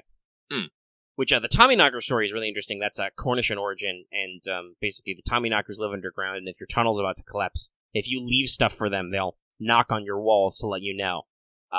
It's probably just people listening to the earth and like some good old-fashioned tunnel wisdom, but it's an interesting story. Lots of fun. Myths and stuff are super fun. Love mythology. Love a little bit of comparison. Mm-hmm. Okay, so I totally Googled it without adding mythology to get horny images. I'm just trying to figure out why I'm getting horny images now. Oh, do you get horny images? Yeah, I do. Oh, you do? Okay. When you go to image search, you do. Yeah. Is it like a different language for like nakedness or something? There's a lot of naked people. See, this is why I'm trying to figure out now. I'm like, because like I did a regular vanilla like all Google search, and it's like Nucor Steel Production Company, and the second one is Wikipedia on the yokai, the face of a monkey, legs of a tiger, body of a Tanuki. Because it means naked in what language? Of course it does. It's very funny though that like that's how the Google proc. I'm trying to figure out from what language though. Gonna guess probably definitely something a romance probably. Yeah, let's see here. Spanish? I think Spanish. Could be Spanish or Portuguese. Or French? I'm trying to figure out here. Yeah, it could be. Now I'm just looking at some of these like the text in these and just like Yeah, let's see. Vulgar Latin, Proto-Indo-European, Lactapan, Portuguese, Spanish. Yeah, that's what it looks like. Interesting. Probably has a similar spelling or construction in multiple languages. Okay, but now mystery solved. Okay. Yes. I'm sorry. Like he said, yeah, like you'll get horny images. I'm just like, why? Is it going to be Monster Girl news? That'd be great. I'm down for that. No, it's just regular. No, it's just regular naked images because it's okay. I'm like, all right, it's fair. We got to the bottom of the mystery. I wanted naked new girls. Son of a bitch. Anyway, yes, mythology's wild, yo. Monster mythology is double wild. Let's see. What we want to talk about? We were talking about tabletop. Star Wars is going goo. We had an interesting session last time. There's a little bit of yelling, but also there was a lot of interesting stuff happening. Like literally, you stepped out for a lunch, and it was like mommy left. Yeah, even though you weren't in the scene, everybody was still like bamboozled as what to do next. And then it got worse because then the other Jedi player stepped out, and like unless you would come back, I literally would have ended the session because the two. No offense to Slothman or to Axe, who are both here. Actually, I see them. But you guys are definitely not used to playing the brain trust characters. So it was very much like, yeah, I know, I'm creaking the mic arm. Supposedly somebody's gonna find me some WD-40 to like adjust it. I'm leaning back. It needs to like lube up and stuff. No, you're not always an idiot. No, actually, you're not an idiot. You're an indecisive. and other times, honestly, you come up with some very, like, you've built some very smart combos and, like, done some very good design with your character to do stuff and, like, pull off some neat tricks. I think you get a little too excited to do the cool thing you want to do and are like, I'm going to do the thing, though. Yeah. And be like, okay, well, you've done the thing. But, like, the problem is that as player characters, like I said, neither of you are playing the brain trust character, so we're, like, 25 sessions in. Almost at no point have you guys aimed to be leadership characters or make decisions.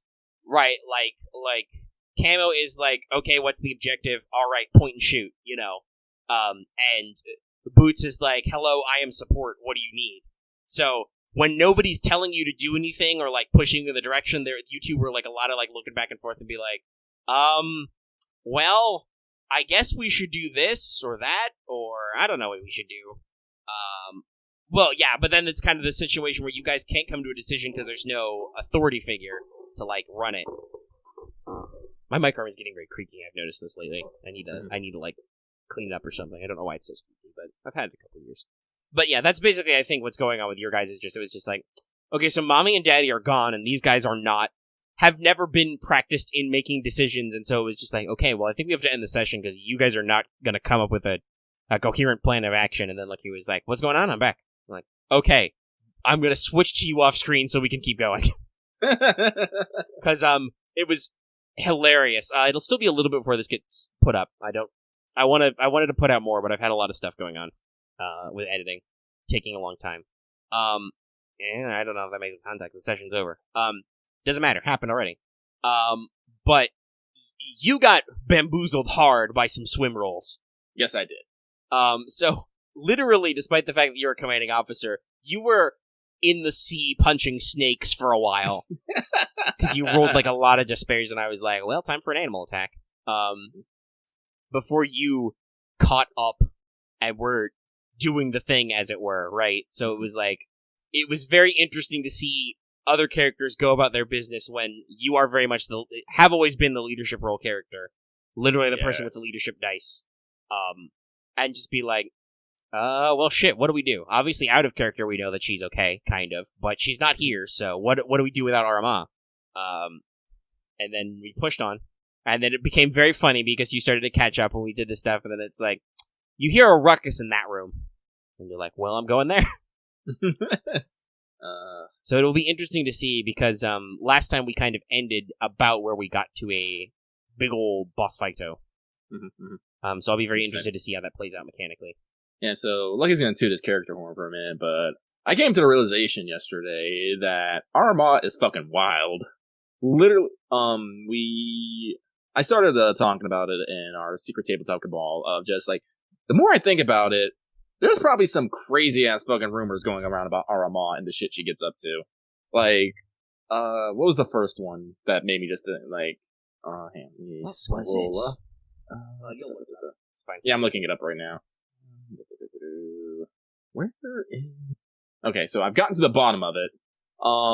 Just clones talking. Oh, here's the last one. 1 second we're all, what the fuck about these bomb droids? And next thing she comes busting through the fucking window and starts fighting them all. That was when Arama literally ran from the command center to support Camo in dealing with the saboteur droids. Yeah, you sprinted from the chair you were sitting at to him because he was in trouble. Yeah. Here's another one. She's a Jedi, but also a crime lord. Turns out all the local mafia listen to her. I'm like, technically they're not crime lords, not gangs anymore, but yeah, she did kind of buy them up. Pretty sure she stopped a fire demon by pouring a canteen on it. Yeah. Yeah, no, she literally uppercutted a Scorpiconda. That did happen. Disappeared for an hour and punched a snake. Not that anybody knows about that part yet, because I don't think you had an opportunity to tell anybody. Yeah, no. But you did give us a snake a cool scar. Yes, I did. So I hope he it comes will back. come back. Scary the snake. Yes. Well, it's funny. We're having a slight conversation in the thing now, because Axe said, my goal is to one-shot the boss. Yeah, but that's, again, Okay, Axe, first of all, how do you know he does that? How do you know that that's a thing he does? That's an assumption you're making right there. That's the thing. We've talked to you about it. Don't make assumptions.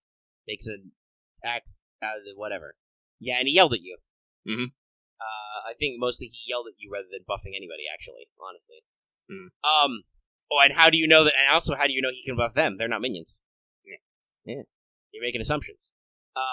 But also, I was going to say, I bet Axe thinks the first thing that I would think is, well, so now I have to plan how not to make him do that. Which was not my real first thought. My real first thought was, okay, how do I make that challenging and worthwhile to his character to do that? Because I guess, well, actually, okay, I don't know. Axe probably gets enjoyment out of, because this is not to dog on Axe or anything. Axe does seem to genuinely get enjoyment out of things when they go completely smoothly and there's no opposition. But to me as the game master, I'm like, that's boring though. That's not dramatic. Nope. I'm like, it's much more interesting if you succeed by the skin of your teeth and do something cool despite all the difficulty. Yes. And I gotta be honest, there's a lot of, we talk about Lucky getting fucking dominated by athletics rolls, crushed by swim checks. There are plenty of times when you guys do stuff that should be simple, the dice are just like, no, fuck you. Fuck you, nerd. Like, okay, wow, dice, wow. Which is unintentional but funny. Yeah. But those I think even when I was lost, I was having a good time until it was like the third one. I'm just like, okay. Yeah, when it happened too many times in a row, and you're like, "There's nothing I can do about this," and it's like, "Okay, this is getting repetitive." Yeah. Which is why I think at one point I was like, "Okay, you need to make 2 successful checks." By the last one, I was like, "No, you just need to make 1. You just need to make one." I think I got a triumph in there, and we're like, "All right, you're there." I was like, "Perfect." Yeah, and you tapped us to Dark One. It's like, "No, fuck, you're just there. You're there. There it is. It's right there." Anger swimming. Next, one of the things I decided to, I had a revelation about is that the control upgrade for influence can potentially work on Beast, and I was like, oh shit, I literally could become Martha. Because next time this happens and I get fucking attacked by Sea Snake isn't like, okay, Sea Snake, do you know where this giant, like, metal angry thing is? Take me there. Just go. Because... Also, I want to say, the thing is, though, those people are cool in movies and stuff because there's tension and problems. Like ARC Troopers aren't cool because they effortlessly kill, like, one boss guy. Even in the Gendy cartoons, ARC Troopers and whatnot are cool because they're, like, fighting, like, 5,000 dudes. Which I can't actually do because I'm pretty sure if I just roll enough dice, you guys will die. We have figured that out. You will lose even if I just roll enough dice. We've talked about this in previous episodes. We've had some very interesting difficulty checks. Not in the most recent episode we did, which will be called Holy Diver when it comes out, because it was great. But that was much more setup and stuff, where it was just like, okay, we got the plan, here's the plan. What are we gonna do? We did some vignettes and stuff and some shopping, which took a decent chunk of time. But a lot of it was just, okay, here's the setup. What are we doing? What's the plan? And funnily enough, I think you did most of the heavy lifting on figuring out the plan, like deciding what you felt like doing, but you all still asked for input, so everybody had a chance to comment on the plan. Well, that's the way I try to play. It's like, I'm the leader, but you guys have, like, I value what you guys say. Right. And out of character, that makes for better role-playing. Yes. Because at the very least, you want to make sure that nobody is salty about the plan. You don't want to force anybody to do a plan they don't feel like doing. And also, it solves a problem of indecisiveness. Because I'll be a little, I won't lie, sometimes I'm a little salty. It's like, does anyone have any problems with the plan? Does everyone have any complications with the plan? Does everyone have anything idea with the plan? Everyone goes no, and then, like, an hour later, it's like, I had an idea. It's like, why didn't you fucking say it? Well, some of that's hindsight, right? Wait, it's 30 minutes have passed. I've thought of something. Because humans are not omniscient. But that's true. There are definite times where it's like, guys, did you forget what the fuck we're doing? Well, then don't one-shot them. Don't do all that damage. You're the one who obsessed with doing the shitloads of damage, which is why there are certain very beefy enemies that cause you guys problems when you guys don't feel like shooting them once and they die. But that I've just accepted that I can't always understand what player characters are going to do. Where it's like, oh, I'm gonna punch this guy. No, it's not. Well, then, Axe, you didn't then completely hyper-focusing into 2 guns that will let you do a very dangerous thing. Like, immediately. But also, a lot of your early one-shotting antics were with your sniper rifle, which obviously are like, that's okay, but it's still like, no, I don't know. It's like, and it's more just about, like, challenge assessment and stuff, like, and this is the complaint I've had, or the commentary I've had about Initiative, where it's just like, oh shit, I'm gonna go first and throw all these dice and do all this stuff. And I absolutely refuse to fail, so I will min-max everything so that I go first and I do all the damage and he's dead and he doesn't do anything. And yeah, like, actually, I will be honest, that does make me a little spicy where I'm like, okay, so now all enemies are going to make you die because you ignored them and did a shitload of damage. And I admit sometimes that's petty, but other times that's just like, okay, well, you just brought a shitload of aggro, buddy. What do you think's gonna happen? I honestly, Axe, I would say don't just go immediately for the boss character. Let the boss character get its reps in. Like, and sometimes this is just a thing I have with player characters. This is a thing that people have been talking about in the Fate thing. We're like, I feel like the enemies are a little squishy. Should we do some kind of rule to make them last longer? And I'm like, some of it's just that we're not necessarily using all the rules because I don't want this to turn into a whole long campaign that takes 4 months. But then there's other times where it's like, do you guys? Sometimes we roll hot, and then other times I'm just like, do you guys really want me to like clap back hard? Because I could be more rude. That's honestly that's how I feel about some boss engagements. Is I don't want to be rude about it though. Like I don't want to be too sassy. Well, and honestly, that's why there's, and we're gonna see how well it goes over with mechanics and stuff. I think you guys will be fine, but we'll see what works out. But that's a reason why there's. I mean, admittedly, I did decide there's only 2 of them. I was thinking he might have like a whole scary honor guard, but I'm like, no, 4 or 6 of these guys is too much. Because Magna Guards are all nemesis. They all have like player character tier stats, or even more so. Because technically, it's supposed to be only a bunch of minion characters are equal to 1 PC. One rival is roughly as competent as an early, at least a starting PC. You know, 1 or 2 nemesis can fight an entire party. So there's going to be 3 of those guys. But also I know from experience that even though they're called nemesis, tactical droids are squish boys. You'll be up for it until you try to stab them with your knife and do no damage, and then you're going to be really salty about it. Or you're going to sound like you're really salty on the recording. Loth, at least I appreciate his enthusiasm. I want to fight a guy with my baton. I'm just immediately, like, my immediate thought was, okay, so you're not going to do any damage then? I don't know. He got his thunder. He got the thunder. He does. I'd have to actually double check their stats. Actually, that's true. You did upgrade everybody upgraded their melee weapons pretty recently, so you might be okay. We have definitely had problems in the past where it's like, oh shit, we can't or don't want to just shoot these guys or just stab them with our lightsabers. Well, I guess we'll just punch them. You know, we'll just get to punching. Well, luckily for you, X, the old Magna Guard stabs have the cortosis quality, so you can't sunder them for that reason. For this reason. Actually, that reminds me. In Steel Hand Edit, I get an ability that lets my hands have fucking sunder. Does that mean I can literally block lightsabers with my fist? No. I think the quality you're looking for there would be cortosis. Okay. There is an artifact. I think it's the Iron Body Talisman or something. Which gives your native soak and your unarmed attacks the cortosis quality, so they cannot be sundered. And breach doesn't apply to your skin. That's a really rare niche thing, but if you're really interested in that, I might be able to well, eventually, but tuck that in. No, sunder. Is the rule sunder on sunder? You can't sunder a sunder weapon, or I think that's what it is. Yeah, I think that's what it is. Yeah, you can't sunder a sunder weapon. Yeah. Okay. So yeah, like lightsabers don't need the cortosis quality because lightsabers, either by intrinsic nature, like a special rule about lightsabers, or by the sunder quality, you can't sunder them because they're sundering. But yeah. And Sunder, by the way, is the special item quality that lets you damage enemy items, basically. Either on their person or their weapon they're holding. But so that means that, though, that you could basically do the fucking, unarmed blade block and, like, snap people's swords off and stuff. Punch apart their knives, that sort of thing. Without needing a special weapon unarmed if you've got Sunder on your weapon attacks. Which, by the way, that's a force talent, right? Steel Hand for getting the Sunder ability? Yeah. Yeah. Yeah, that makes sense. That makes sense that it's basically a magic ability. Yeah, basically, punch people's knives apart with your bare hand. Yeah. Clearly. Wait, you need to twirl your gun more. That's not a gift, you motherfucker! Oh no, shit. You lied to me! You've pulled the preview or whatever. God damn it.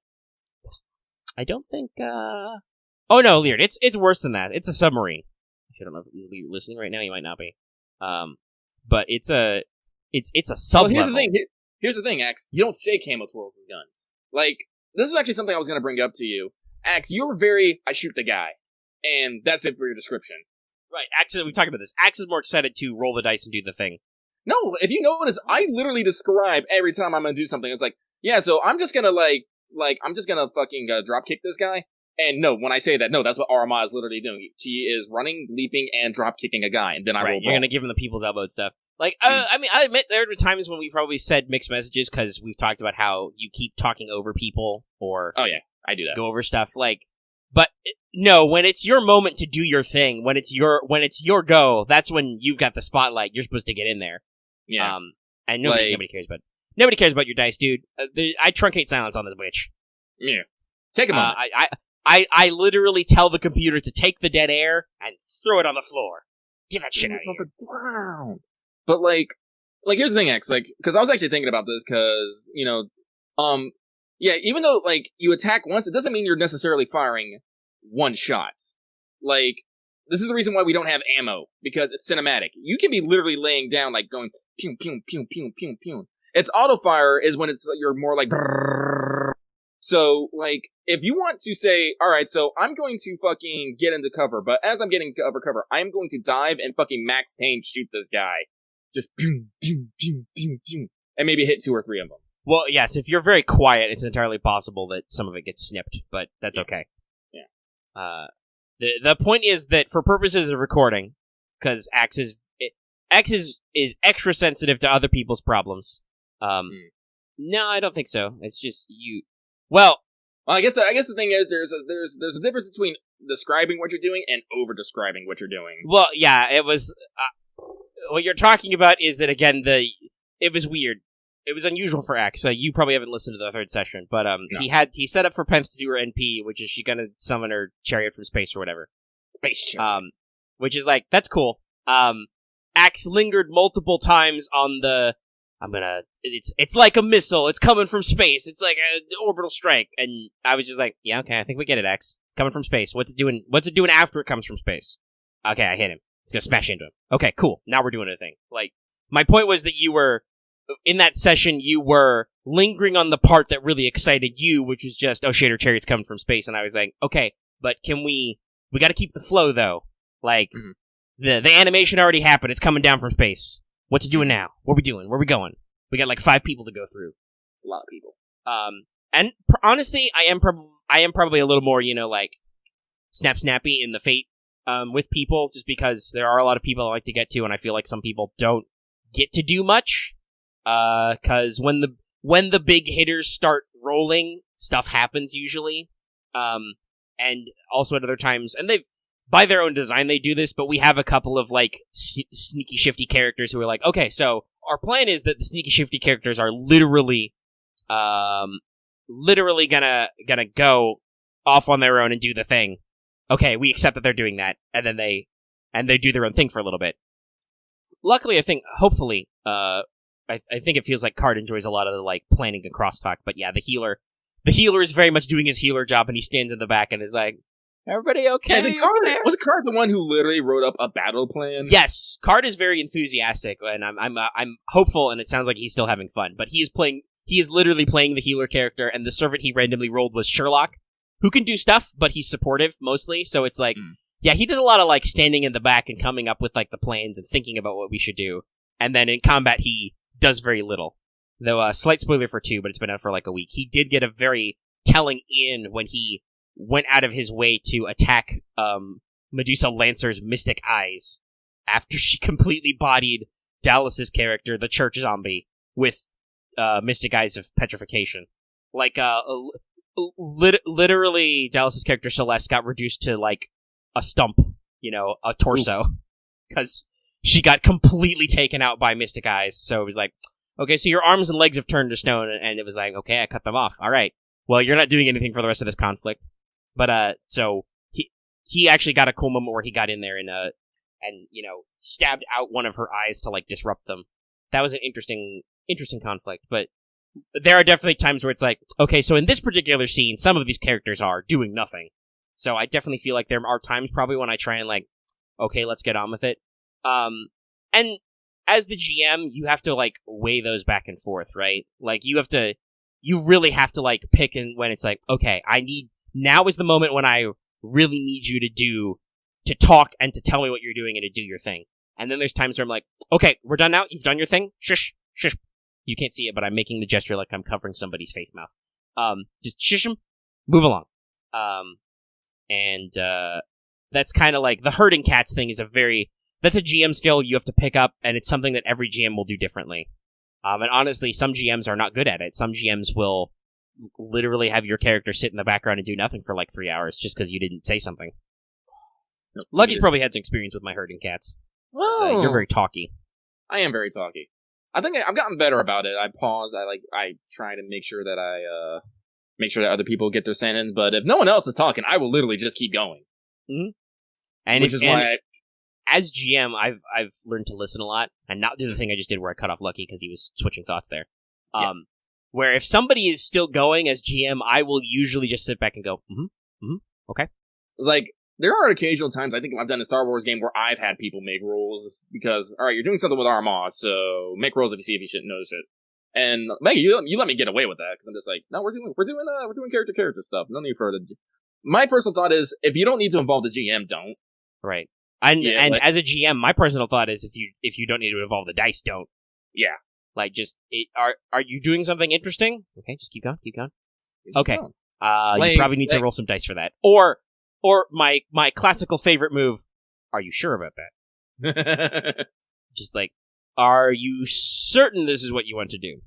Or another favorite, and this happens with Axe a lot sometimes, I think he's just feeling out his character in the system, but I've done it to everybody, where I'm just like, where I'm like, roll back and like, okay, so you're telling me that you want to do blah, blah, blah. Do I have this correct? And then usually the player will either go, especially if it's lucky, they will go, yes. And I'm like, okay, roll me some dice. And then other times players will go, now that you've said that to me, Game Master, I would like to reconsider my choices. And I'm like, yes, of course. Because I like to, I think I've said this a lot because we talk a lot about gameplay, game design, and running the game and playing games on this podcast in particular. It's what What's Up's really good at. Because we'll talk for hours about this shit. We will. But my philosophy is like, I am not a quote-unquote killer GM. Like, I'm not out to get the players. I do occasionally like to basically clap back the players, especially if they haven't actually taken any hits in a while. And I'm like, well, that's not very dramatic, right? Well, sometimes, well, I don't mean to interrupt, but I said, you never try to kill us, but sometimes the dice just gets us. Like, I will always remember, like, one of the most traumatic things in the cat's fucking life is when he literally got his arm flamethrowered off. Yeah, I was like, oh, well, he's rolled enough to crit. I should probably crit and be like, oh my, I've rolled a very large number. Yeah, your arm is gone. My arm, the cat's, one of his arms was just fucking gone.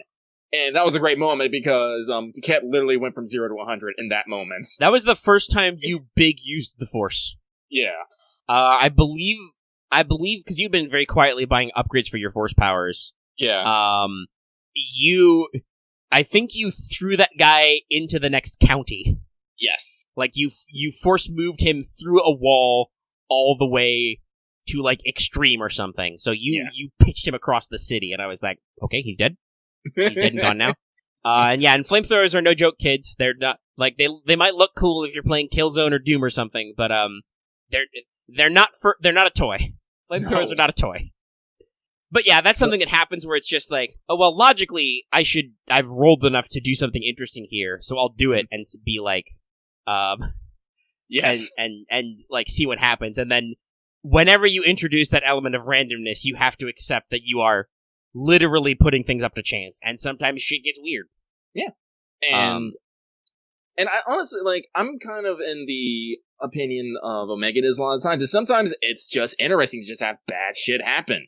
Because, like, honestly, after that, the cat had to go get a new fucking arm. He was all like, yes. It was cool. He got to upgrade his broad by one. He was like, no, if I'm getting me a new arm, I'm getting me a good arm. Yeah, I'm getting a shiny new arm. So for a little while, the cat was just only one armed. It was great. Yeah, and you passed the classic Star Wars rite of passage. You lost a limb and got a robot hand. Yeah. Well, that's the thing. That's the thing in like Mages of War that I made sure to be like, no, you can get like steampunk prosthetics. Let's not be crazy. But technically, if you're using the like advanced crit charts, and if like, if you like lose an eye or something, then you're fucked. Unless you're playing 2020. But it's like, well, there's only so much I can do with super science. I mean, but yeah, it's all about the drama because you can turn that into like a whole thing. Like that was a big thing for Naked Snake. Was the eye patch moment. Yeah, so it's just like, so while you definitely are never out to kill us, it's like you're not afraid to like, all right, something real bad's about to fucking happen, y'all. Oh no, and that's why, like I said, that's why I'm a proponent of the "Are you sure about this?" mentality. I always double check with the players that this is their intent because I am also not necessarily logic, but I'm a big believer in what is called. I like verisimilitude rather than realism. Verisimilitude, by definition, is something that has the quality of being true or real. Yes. It's not necessarily really real, but it feels real. So, hey, guess what? If you blow up a power reactor while you're standing next to it, you're probably dead. That's verisimilitude. Like when we talked about this, when like, I feel like clapping back when Kambo does a shitload of damage in one turn, and it's like, but that follows the verisimilitude of like, you do realize you've just shot their big scary boss man really hard, right? That means everybody's gonna dogpile on you because that's what people do. It's not always like, and like I said, sometimes it's probably a little bit of pettiness of just like, okay, well, now we've made it a thing. But I think that's just part of the overall oeuvre of, well, your actions have consequences. It's like you did. That is definitely a thing I feel like of very much. There's not a free lunch, right? Like everything you do will have some kind of echo, good or bad. Like not everything is negative. Sometimes when you do stuff that's really cool, you get stuff out of it. And consequences do not mean always something bad. A consequence is just a result of your actions. And very much like I'll admit, especially for like pulpy games like Star Wars, I love a little bit of the goody two shoes line. Like there are times when I admit where I'm like, wow, okay, you guys are softballing these mooks, these career criminals. But okay, that's fine. I don't actually care that much. But then a lot of the times they're just like, I find it more entertaining when you walk the straight and narrow because that's the the thing I talk about. That's the challenge, right?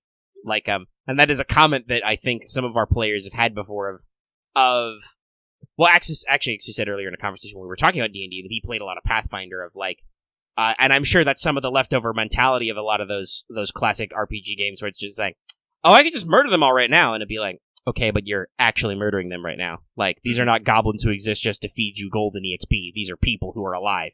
And then Axe is usually like, oh shit, I wasn't thinking of it that way. That's really bad. Like, he feels bad because it was like, oh, I was trying to murder a whole shitload of people, huh? Like, nope, yeah, that's okay. It's fine. And then you're like, that's honestly why I think droids are interesting in Star Wars, because a lot of droids, like, there's some pathos there for some of them, but there's definitely a lot of cases where it's like, yeah, no, scrub droids just exist so that you can body them. No, I'm definitely, like I said, I'm not the killer, trust no one type GM. Like, I do occasionally like to shim-sham the player characters, and, like, honestly, if we'd kept playing Night's Black Agents, which is a conspiracy thriller game, there definitely would have been some, like, whoa, but that's the theme, right? Like, Omega loves themes. I love genres. I love to play to the themes. Star Wars is a heroic pulp game. Like, you do big, flashy things, but also big, flashy things happen back. Like, there's no fucking guardrails, people lose their hands all the time, the good guys get captured occasionally. I'm still waiting for, like, if that's something, well, actually, I shouldn't say that, because you always do try to set it up, and then we just body things like, no, we do not actually get captured. It's kind of hard. There have been a couple times where I could be like, I'll give you the chance, to do the thing, and then you're like, nah, I'm just gonna punch them all. I'm like, well, they've all been punched, that was pretty cool, I guess we're just gonna skip it, or Lot's gonna say something and we're gonna make our own weird-ass drama. Actually, yeah, that's why. Actually, yeah, Lot does have a habit of snarking at the big bad and almost being bodied. Like that. Well, yeah, Loth has now made it, because he said the thing a little bit, and now he's taken that to heart. That his character, that Boots is the guy who's gonna be just a little bit sassy to people he shouldn't be. And I'm like, and Loth understands that when he does that, somebody's probably gonna try and clap it back, which is gonna go poorly for him. But yeah, he likes the funny of that. And there are times when that was the big thing in the episode was out of character Loth wanted to do something funny, but it was also an in-character decision because you guys didn't know information, and Axe was kind of against doing the bad thing just for funnies, which totally fits Axe as a person. And also, honestly, we called him out for acting out of character, but also that would be Camo's thing. If Camo knew in character, he would be like, absolutely do not do that. That is a waste of time. Yeah. But there is a definite moment where it's like, it was both was the thing, and there have been moments where we have had to been like, no, Loth, don't do that. That's dumb. That's silly. Don't do that. It would be, or even Loth himself is like, it would be really funny if I did this, but sometimes you gotta catch those moments, and that's like I said, that's like why I like the reflex because yes, she did, because players will often do something in the heat of the moment, like, well, I'm gonna shoot him. I attack the king. And that's why there are some GMs and some players who enjoy the style where the GM is just like, okay, well, you've stabbed the king. Now the king guards descend on you, and they're going to stab you a lot. Give me your character sheet, and then there's just rip, throw it away, get a new character sheet, nerd. And some people like that. It's almost like the Dark Souls type mentality, right? You died. But as a GM, my usual response is like, okay, hold up. Are you sure you want to do this? I'm not against blocking you from doing something you want to do. You have free agency. This is something I've said about, like, balancing encounters, right? Like, I try not to be too hard on the players because my resources are unlimited. I am definitely the kind of person who acts like he's directing a play, and it's just like, oh, we need some more extras in here? Give me, like, 50 more extras. Bring them on set. So I try not to just be like, and now dare ye enter my magical realm of skeletons. Kind of thing. Like, we can do some sass, but a lot of time it's like, I let you guys have agency because that's all you've got. All you've got are your player characters. Like, honestly, I've never really tried to stop Axe from just bodying enemies. Just when he does it without thinking, there's definitely a little bit of like, oh, but I wanted that guy to do something cool. Oh, well. And occasionally things have gone by too fast and I'm like, well, no, there's definitely two of these things. One of this enemy was not enough. Now we need a second one.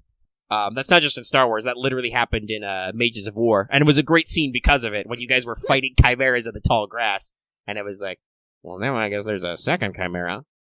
It turned out to be really interesting and dramatic that way, despite the fact that I'm pretty sure everybody understood in the moment there was not a second chimera until I decided there was. Yeah. But it works. I think we do. I think we've got some stunners. Lucky Rend on the list of Arama's escapades just because they are pretty. They are in fitting, I think, with a big center point character Jedi who's like leading stuff, doing things. Is just shit happens. Mm-hmm. But honestly, you guys have done a lot of really interesting things. Like that episode should be out. So like Cavis deciding to stab Boots in the back basically to get the guy.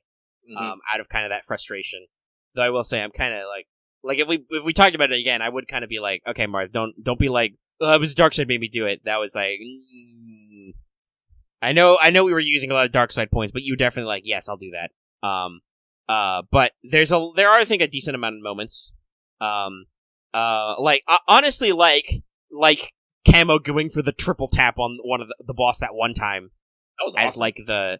As part of the big mass battle, which we need to. I definitely feel like we should get back to a mass battle at some point. I'll work one in at the next fork. But like that was like, oh no, yeah, that's a big memorable thing that he did. Actually, I think the mass battles were actually a good point for the other characters to shine because Arma literally is like, no, I'm gonna stay in here and I'm gonna command. Well, and that's how I wrote that was like, okay, so obviously. Lucky's the mass. You were playing the leadership character. You're going to be making the mass combat rolls, so you're going to be the focus. So I deliberately did those like interstitial or interlude scenes between each of the big mass combat rolls, to be like, okay, so Arama's going to make the big roll. Lucky's going to roll those big dice. What are you doing to support this battle plan? And then everybody kind of came up with stuff and did some stuff. That's also the point where something I still remember where I think that was the first time that Camo bit off more than he can chew and also got seriously injured, but not permanently, because he accidentally blew himself up and took a very minor crit and was like, oops. That that is definitely a thing. I think that like especially with explosives, I think that's happened to Axe's camo a couple of times where he's accidentally gotten to more shenanigans than he planned. There was the very weird moment with the one demo charge in the underground base where you blew some shit up. No one can hear anything. Yeah, everybody blew out their ears. That wasn't necessarily related to the demolition, but you did almost get bodied by saboteur droids while trying to defuse those bombs, so much so that Arma had to come help you.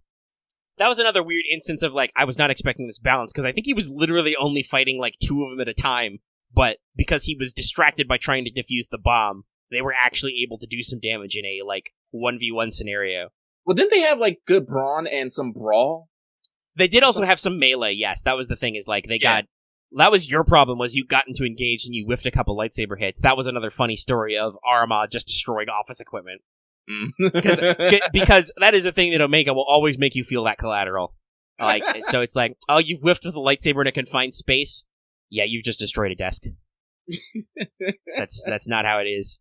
Camo's very, Camo feels very glass cannon. You have very high damage output, but you have almost no defensive talents, and you have, either by deliberate choice or just by your build, you have missed out on you have, like, not yet taken some of your tank up talents. Like,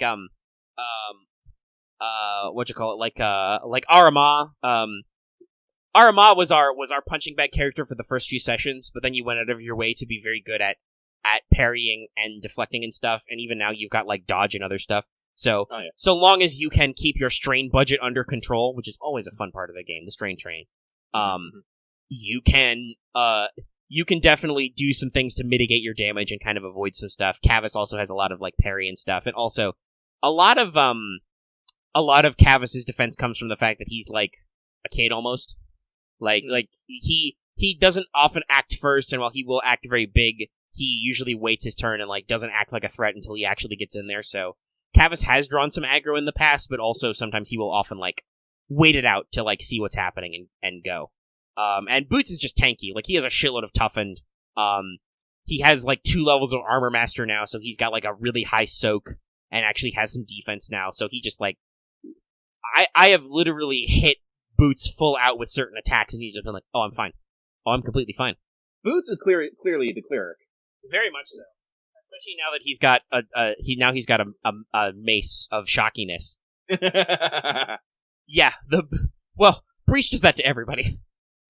Breach is such a gnarly status effect. There are literally enemies I have scripted who have, like, soak 11 just so they have 1 left over. That was the Guardian bot, if I remember right. Yeah, I have to be careful about that though, because sometimes the gun guys are like, oh, I'm not gonna go crazy. I'm not gonna go crazy with my shoot gun, and it's like, okay though, you kind of should though. We've talked about the back and forth, and, like, I am very often bamboozled by player character decisions where it's just like, I've decided I'm gonna hit him with my truncheon. I'm like, are you good at that? Nope. And then it's like, then a couple of rounds later, you're like, man, this truncheon sucks. Well, it's one of the reasons why I literally looked at both of their characters and I'm like, all right, what do you guys need? Yeah, very much of, like, that's why last week we did the great, not respec, but, like, the great reorganizing to be like, okay, we need to, like, look at your sheets and figure some shit out, because we want to make sure you guys are effective on target. And I think we did do some loot spicing, though Axe did talk about the first time he tried to use his big shiny new sword. I was bamboozled. I was very bamboozled. Like, he did, in fact, completely whiff, and I was just like, what? Huh? What's happening? I think we were all like, what is going on right now? Yeah, I was astonished. I was like, what?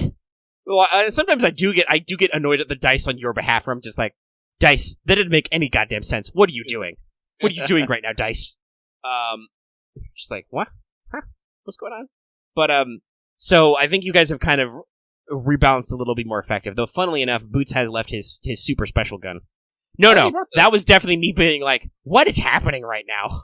Because, like I said, verisimilitude. I can't just be like, well, you've completely whiffed this attack, so, nothing happens. Like, that's like I said, once you guys make an action and the dice get rolled, something has to happen.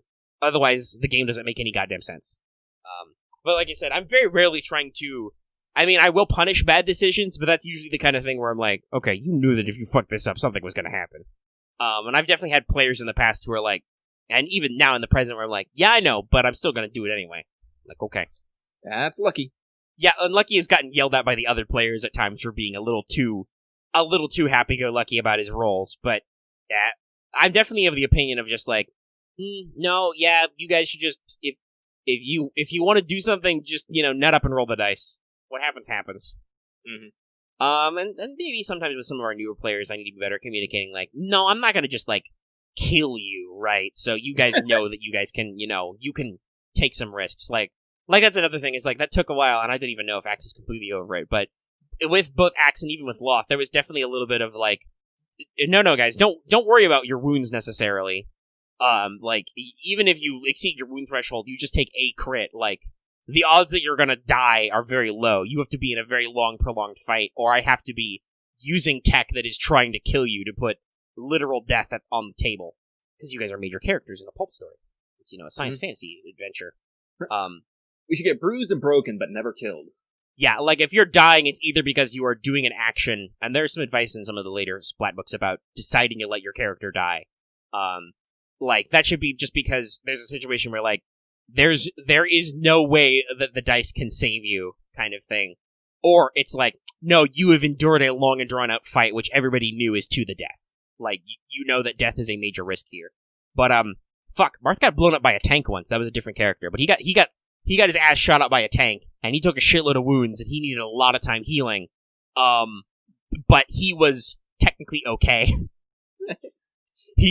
Like, you guys literally threw him in an oil vat for, I think, like, 8 hours and laid low until dark. Well, like I said, they fired on him, and I assume it's like that scene where, a tank shell is near you, and your character goes flying in the air.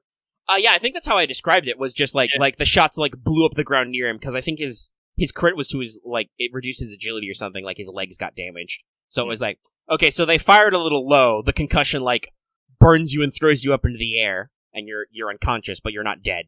Yeah. Because, again, that's, just like with pulp stories, anime-type stories are the same. Like, fuck, thinking about, like... Bandages fix everything. But no, I was thinking about, like fucking Jojo. Like, the showdown between Jotaro and Dio. Jotaro gets, like, stabbed, kind of, and gets thrown through a couple buildings, and only some of the time did they show Star Platinum taking the blows, right? So I'm just like... Or, Polnareff, who's already injured, Dio, like, fucking gut checks him into a building, and he's still... okay, like in the epilogue, he's walking around, saying goodbye. Like, that if you're playing like an anime-esque game, yeah, no, people are just tougher. Like, people can just take some hits. That no, I think it was still the 80s at that point, but no, it's definitely that archetype of just like, no, fighty anime people are just tougher. It's the same with a lot of tabletop RPGs of just like, nah, you can just take some hits.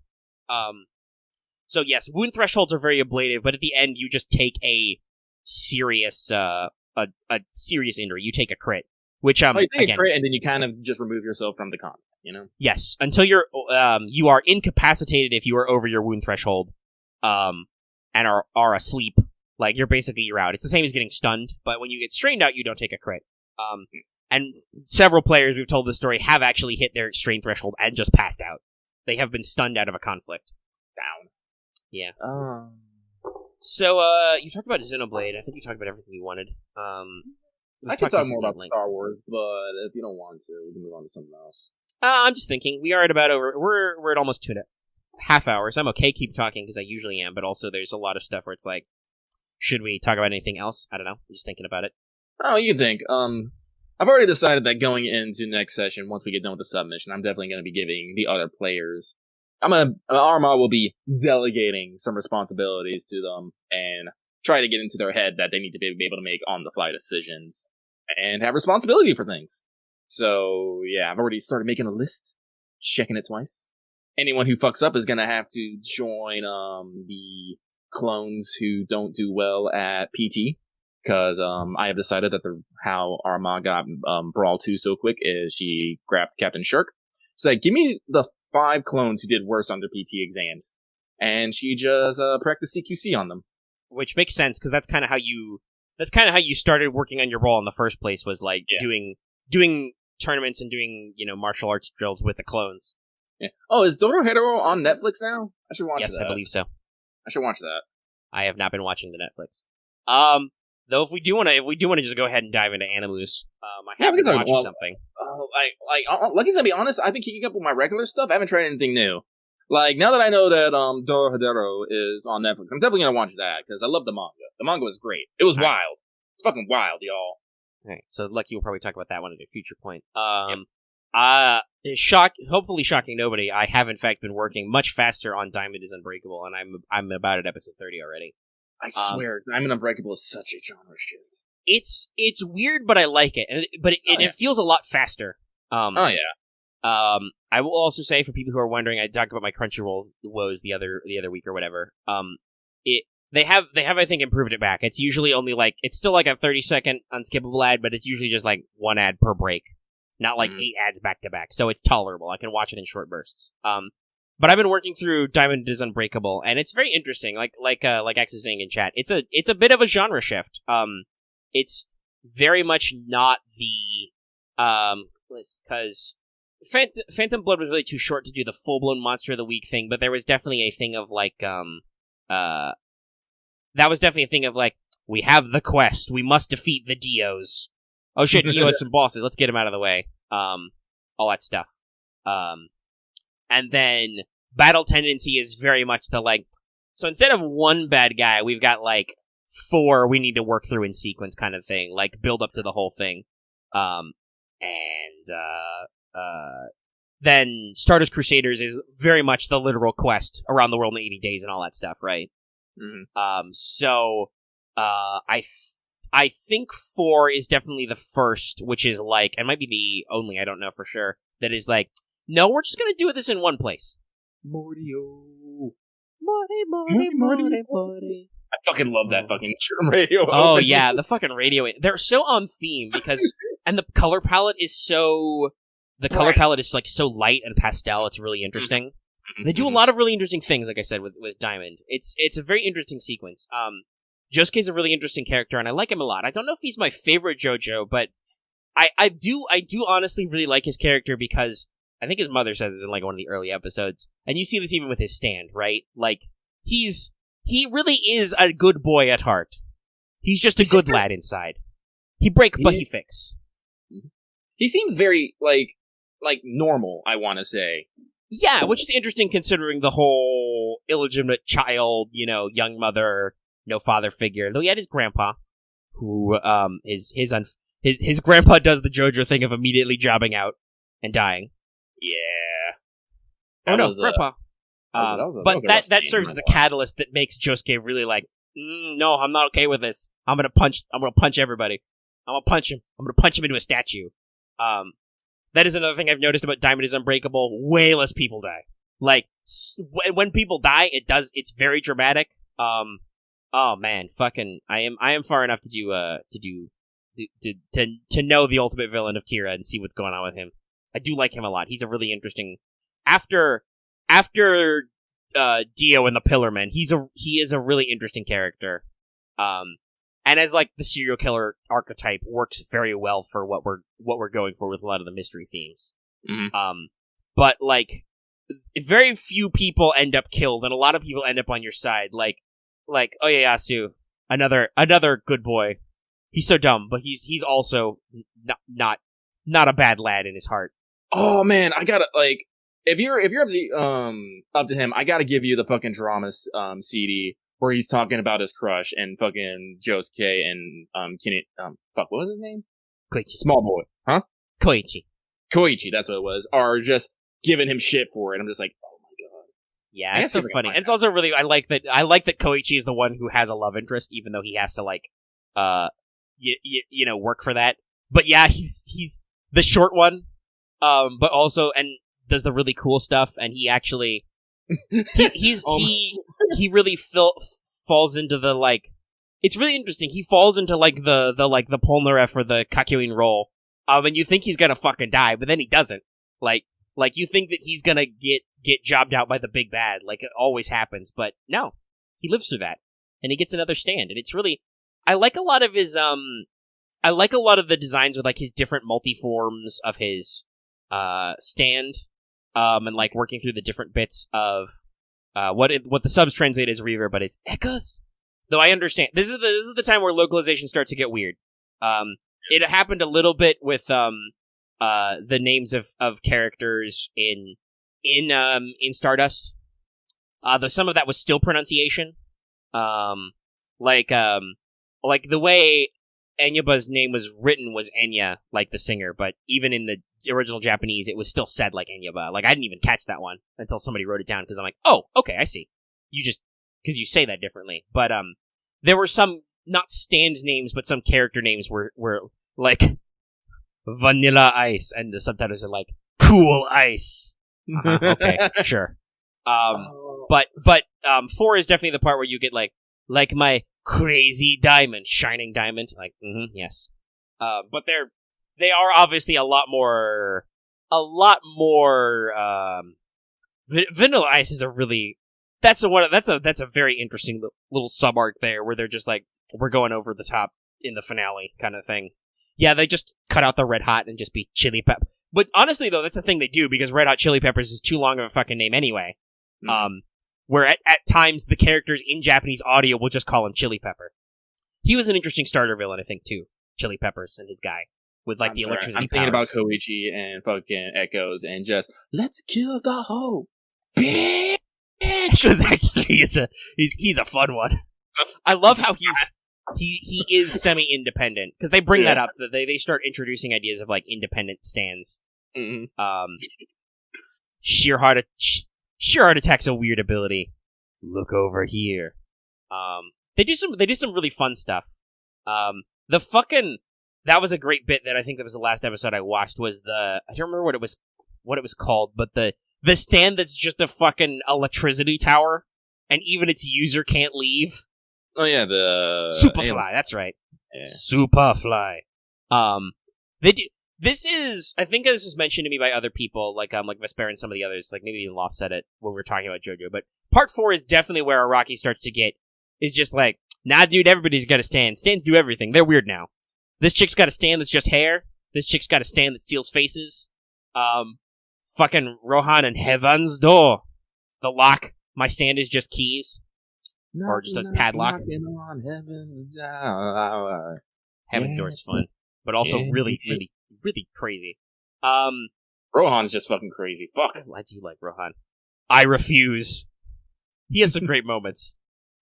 Or after he beats the Rochambeau kid and the kid falls into the street and he just fucking drifts down to jump in front of the truck.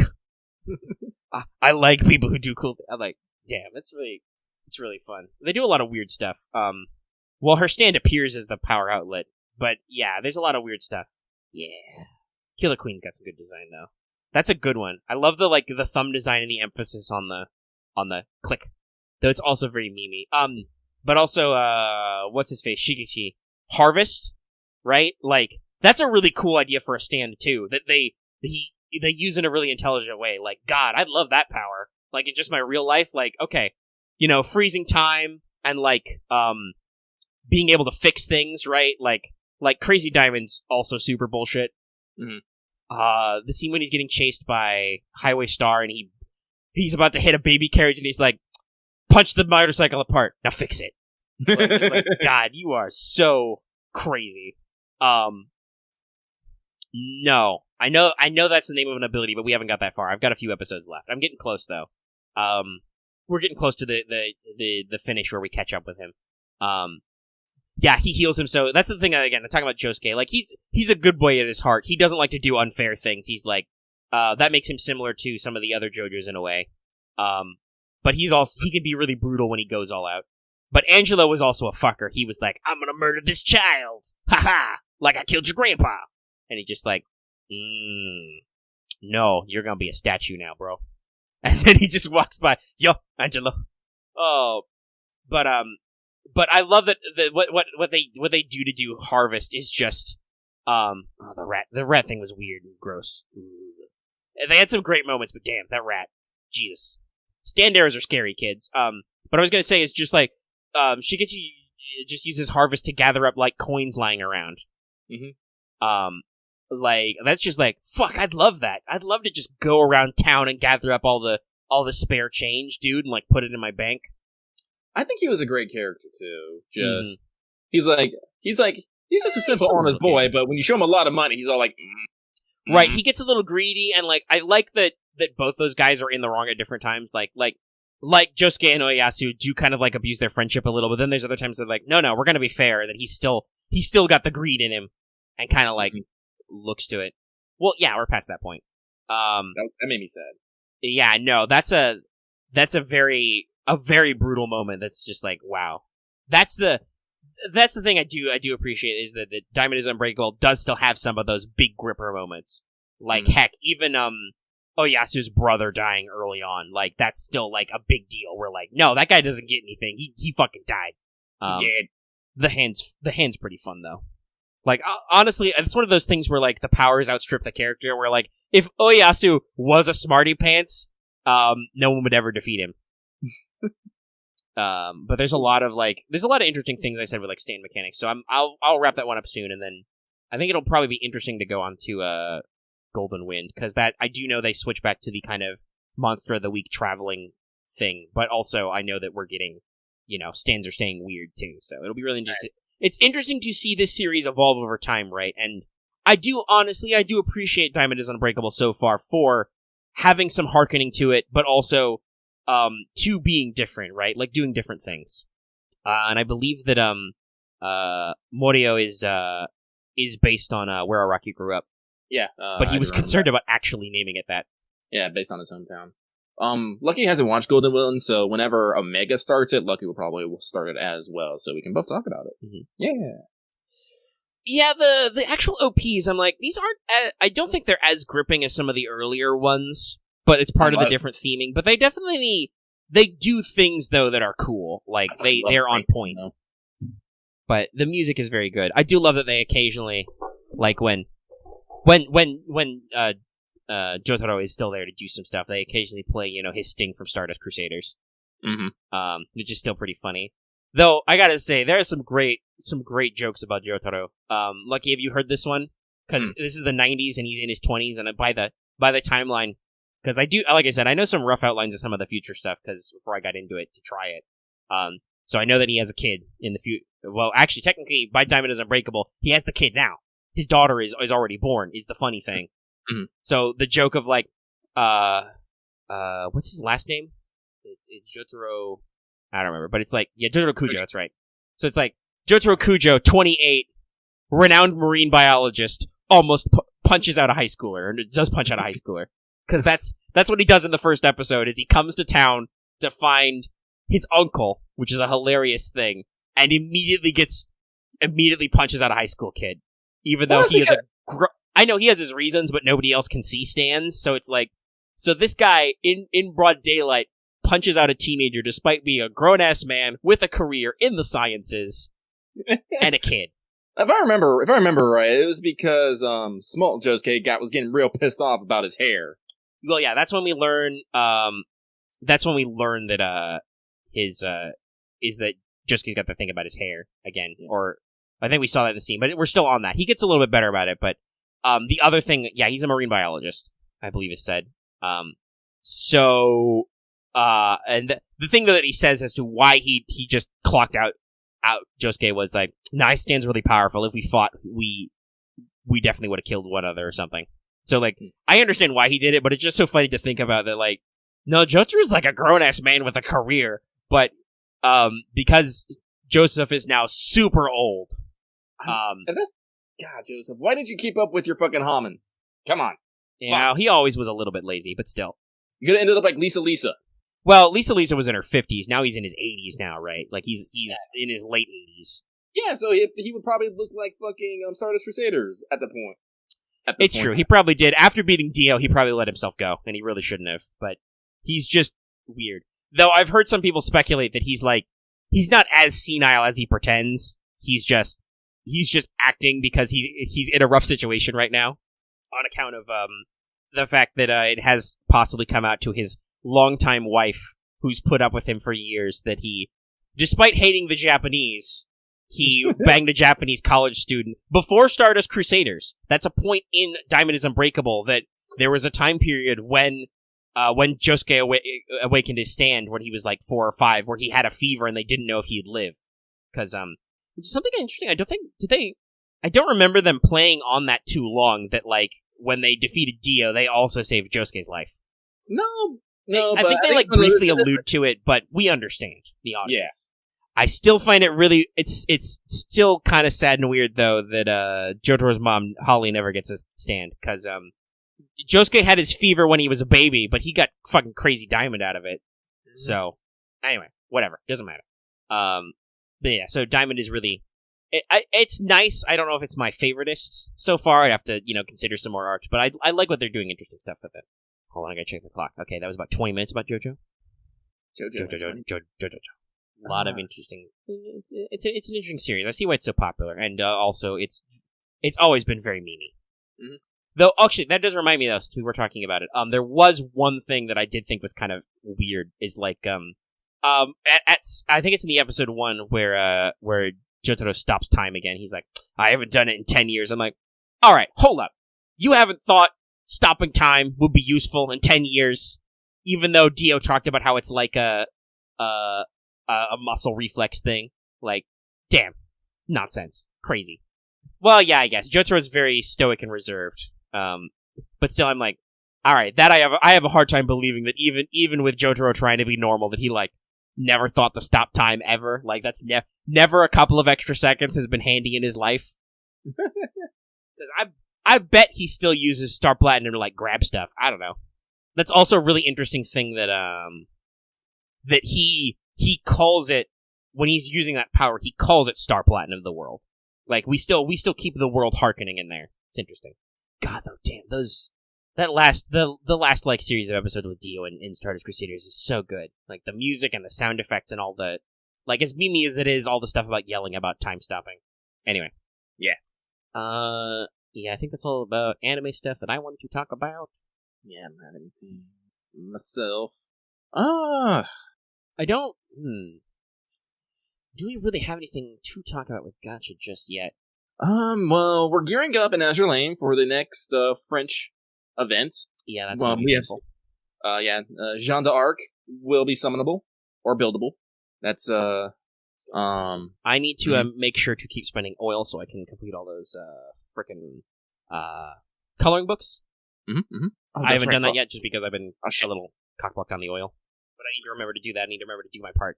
That's definitely something that I can at least double do. I can, like, nonsense grind to spend oil to and also do other stuff like FGO or whatever. We still got like a week, I think, left in Code of Brawl. I'm not done with the story yet, but I'm working on it. I just haven't. Gouda Gouda just came out, so I've been busy making sure that I'm not falling behind on that. Lucky's been putting in the oil. I got my exercise to Elite 2. She's E250 now. Did I? I don't think I mentioned on air. I did actually eat E2 lap. It's very fucking expensive, but I've done it. And I've raised some other units for purposes of doing some of the Code of Brawl stuff. Did I tell people that I E2'd Silver Ash as well? Like, I think I have my big 4 here in Chin, Exercise, Silver Ash, and Hoshiguma. All E2. Collection. Mm-hmm. Yeah, there's definitely some, Code of Brawl is rude at some points. It's spicy. It's not hard, it's just, it has some very, very specific things it wants you to do, handle some stuff. And people keep talking about, what was it, contingency trek contract? It's like, this is going to be super hard, y'all. We need to prep now. I'm just like, I'm a little concerned, y'all.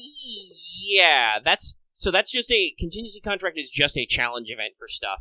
But you do at least get to, yeah, I didn't know that one either, actually. I had to rethink my strat for a map, because it kicked my ass. I was like, oh fuck, no, those do count as a loss.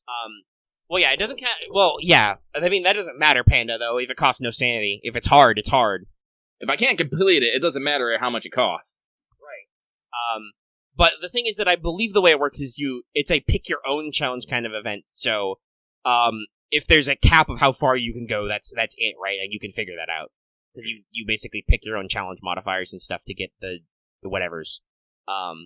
It's kind of like how Code of Brawl does do some of the stuff where, like, oh, do blah blah blah, to get a penguin medal or whatever. But I need to make sure to finish the story and hopefully get all the bison coins, because for Bison is a good lad.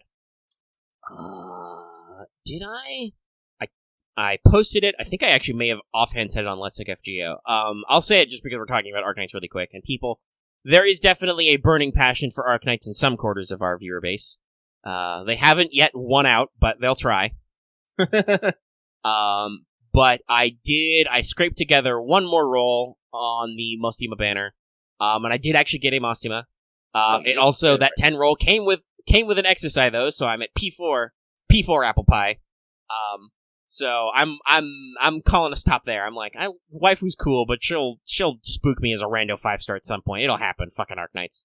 That's what I'm feeling like, honestly. Like, Lucky spent money trying to get Mostima and did not happen. So I'm just all like, she'll come when she comes. It happened when it happened. Like, there are only like 2 limited units in the game in a whole year, so fuck it. Yeah. And what happens, happens. Like I said, like, I missed my chance for a Chin, and lo and behold, rolling on Summer, I got one along with a short, so I'm all like, no, this is fine. This is fine. Oh, that's right, I did get me a Saria, though, and I'm just all like, nice. Great, now I have another 6-star defender. Though I believe it was last week that Panda did say they data mined a banner in a couple of weeks from then, so maybe like a week out, that was, that Siege should be coming back into the search shop. I will be excited for that. I have my gold certs lined the fuck up. Guess what? I made a shitload of those rolling for Mostima and stuff. Even if I spent some of them to get some more permits. Yeah, Lucky actually spent basically the majority of his, like, topping out the free, permits. Because, like, I think it's under 200, but you can literally get all of it. Yeah, and it's, Axe? No, that's what I, Don't ever phrase it like that. I will literally murder you. Yeah. Like, that's the thing. Don't put baby in the corner. Don't tell Omega what to do. I've talked about how I feel like I'm a good person. Like, I honestly have that, like, good boy gut check. But also I'm very chaotic. Like, you try to be like, these are the rules. I'm like, why though? And then if you're like, okay, but what about, there's rules like that, and they're like, why though? And then you're like, I'll definitely do it. I'm like, you don't tell me what to do. America! Liberty! Well, yeah, I mean, I know why people say, oh, don't buy them if you can't buy them all. And I could have bought them all, but I stopped, is the thing. Like, I had the resources, but I got what I wanted, so I'm like, I don't need to keep buying permits. But yeah, it's different. That was the thing, like, where we were having a conversation with Loth in general about finding something, because he's been sick lately, so he was just kind of, noodling about stuff, and was like, oh, is there a playlist for this? And I was gonna look it up, and he accidentally typed, okay, find it. And even though I'd already found the thing he was looking for without asking, because I was cross-referencing it, I was very much like, that phrasing is not okay. And then he caught it and edited it, to be like, because what he was trying to say was that he found it, but he accidentally phrased it in a way that I found very, very rude, and he was like, I was like, that's a good edit, buddy. Your life was almost over. I was prepared to end that man's entire career, but he, like, caught it. Yeah, I think I have 80 gold stars right now. And this is after I've, like, bought all the things. So, like, again, like, I felt okay because the one right now is Hoshiguma, and my Hoshi is... What Hoshi, what's your potential at? You're a P4 right now? That's a good one. So I'm like, solid one. I'm fine. I think my Hoshi's only P1, but honestly, she seems like she has a lot of rate-ups, and I'm like... as much as I like her, she's not my primary defender right now, so... and I recently got a couple of extra thanks to just randos and recruitment. It's like, recruitment's really crazy sometimes. The game is like so torn on who to start, like, keep leveling, because I got me a Saria, and there's still a Neural, and people won't shut up about fucking Durnar and Gummy, and I'm just like, oh god. I haven't really worked on Durnar. I think my next E2 will probably be Exercise, just because I've now she's P4, so it's like, well, okay. I mean, this is the hand I've been dealt by fate. Like, Lap was really just like, okay, I want to get around to E2ing somebody and work my way through this so I can do this, just so I get familiar with the process, and also, that buffs up her silence to, like, 5 seconds, so that's really just that's my big fat fuck you button. Which, Arknights, we've talked about, Arknights sometimes need it. Like, it is a game that is not shy about letting you get away with abusing the system, as it were, where it's like, oh yeah, no, you can totally cruise control this if you have the right unit who does a thing. And they, honestly, like, considering the game's only been out a little over a year, like, they just recently had their year-long anniversary, they've done a pretty decent job of trying to introduce units that do similar things at different rarities. Like, I think there is a 4 and 5-star equivalent of Chen now, for instance, right? Like, there are guards who have similar kits to her and do similar things that are lower rarity they've introduced, which is good. It's good that they do that kind of stuff. Because that's the thing I've noticed about Arknights. It's not necessarily about exactly what specific units you have, just that you have units that do this, right? Like, you don't need Perfumer per se, but having an AoE healer is good. It will help you on certain maps. And then having a really strong single target healer will help you on certain maps. And so on and so forth. So that's the gacha. Oh, right, that's right. I got a silence, too. Fuck, what she did again? Son of a bitch. Oh. I have Magellan. That was a banner I got really lucky on. I literally did my one... I had a full 10 pull, and I got all of the brand new servants on that one, including Magellan, who's fun. Don't use her a super lot, because supporters are weird, they're very niche, but she's cool. I'll probably never find a suggested use for her, because, like I said, I've occasionally, like, I look up guides, I don't follow them verbatim, but if I'm having trouble on a level, I'll look up how stuff goes. I haven't found a really consistent walkthrough, like, in text format for, basically, Axe, for placement is what I do, like, so usually I'm on YouTube, which all YouTube guides are all low star clears, no support, no elite units or whatever. Which I get why they do that. It's just sometimes it's not helpful, but usually when I watch somebody play it and I watch the phases, it's like, oh, okay, I see. So a good idea is to put a unit here, and then do that sort of thing, right? And that's how that helps me get out of my rut tactically and learn new tricks faster. Because that is definitely a thing that I've talked about. Like, I think last week I talked about, I looked up a couple maps on Helltaker, just because it was I wanted to, run it through fast, because your brain gets in ruts. And, sometimes you need external stuff to, get around that, or you can throw your head against the wall for way too long, and I feel like I have too much shit going on in my life to just throw just smash into the wall over and over again on a lot of stuff. So I'm not averse to looking up a guide for, quicker stuff going on.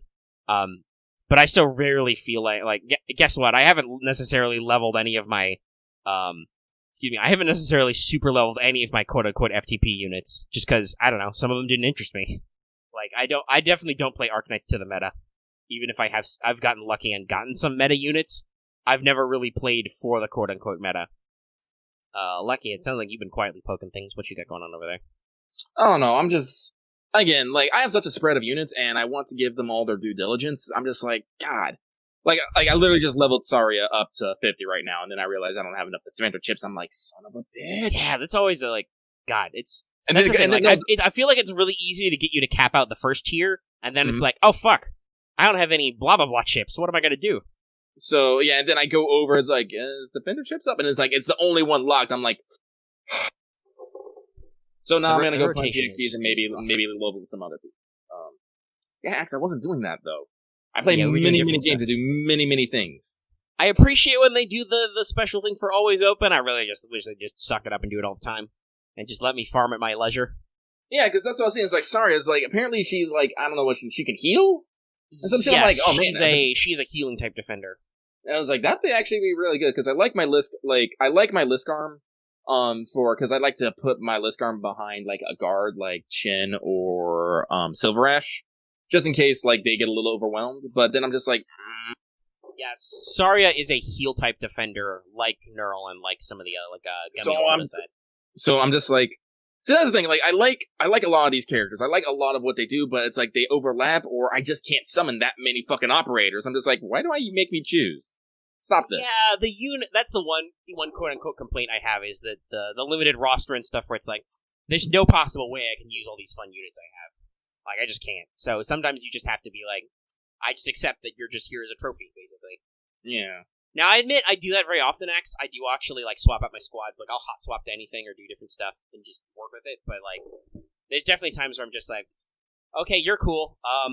I don't love you on a personal level, and I already have a unit who does your niche, so you're probably not getting leveled anytime soon, but thanks for showing up, I appreciate you. I'll use the fuck out of you in the base.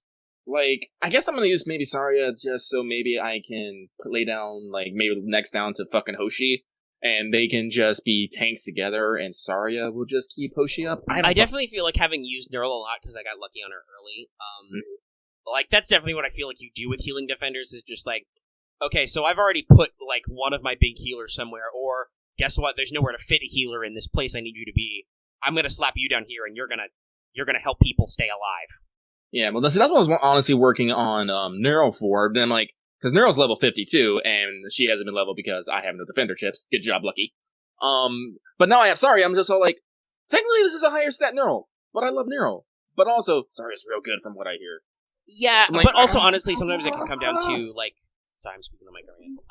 It can come down to also, though, like, DP and potential and stuff, because, like, that's always the thing with the higher level units, is they're usually costlier, and then they are. You don't get your extra.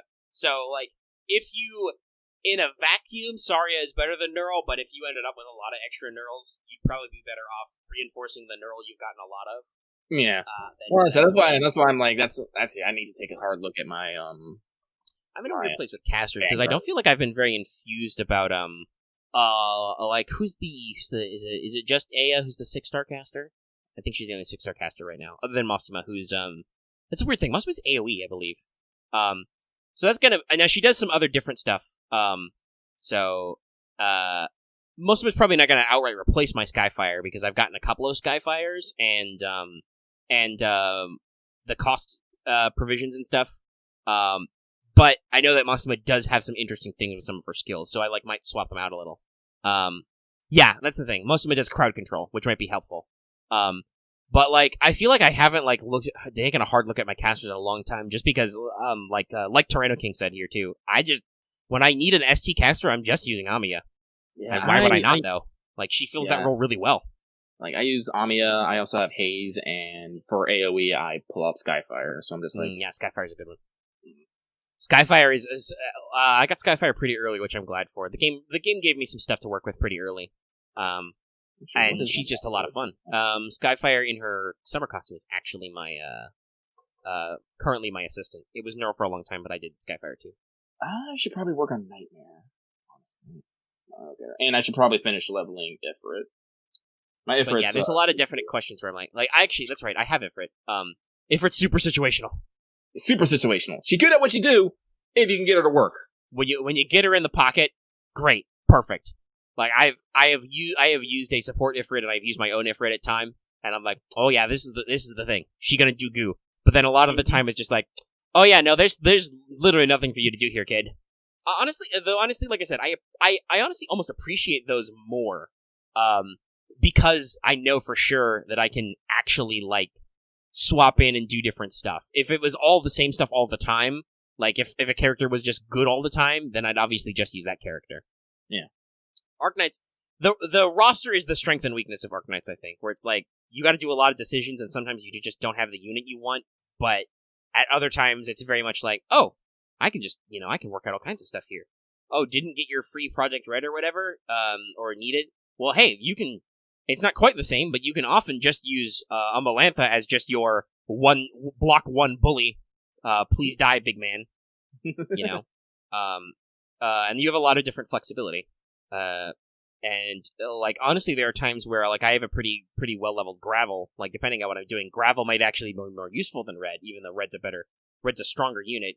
Gravel's second skill is that shield thing. So, if you need a distraction, Gravel can be better. If you want to disrupt enemy unit lines and beat them up really good, Red is very, very strong. Tactical woo. Strong strategy. I almost always have emergency button Red in my roster lineup. That's what it is. Tactical woo incoming. When you've got her on her second skill, that she does that AoE like stun blast when you drop her in. It's just like that. She just comes out of the sky like a fucking meteor, and everybody gets wolfed. Wow. I should play Arknights with the sound up more. Oh god, stun snipers! Don't even at me with those boys. Fuck them hard. Spicy. Though it took me a hot second to, like, I think I misread it at first. But the bullies in Code of Brawl, that was a little bit of a brain bender. I was like, oh my, this is quite rude. Oh, how they just run through everyone unless you got a fucking... Yeah, I misread it as the way the 3 block works. The way it works is they can only be blocked if your unit can block at least 3. So basically, defenders only. Yeah. And I think if they do block him, they actually take up all the block. Yes, they count as all 3 slots. So there was, for me, that was very much a like,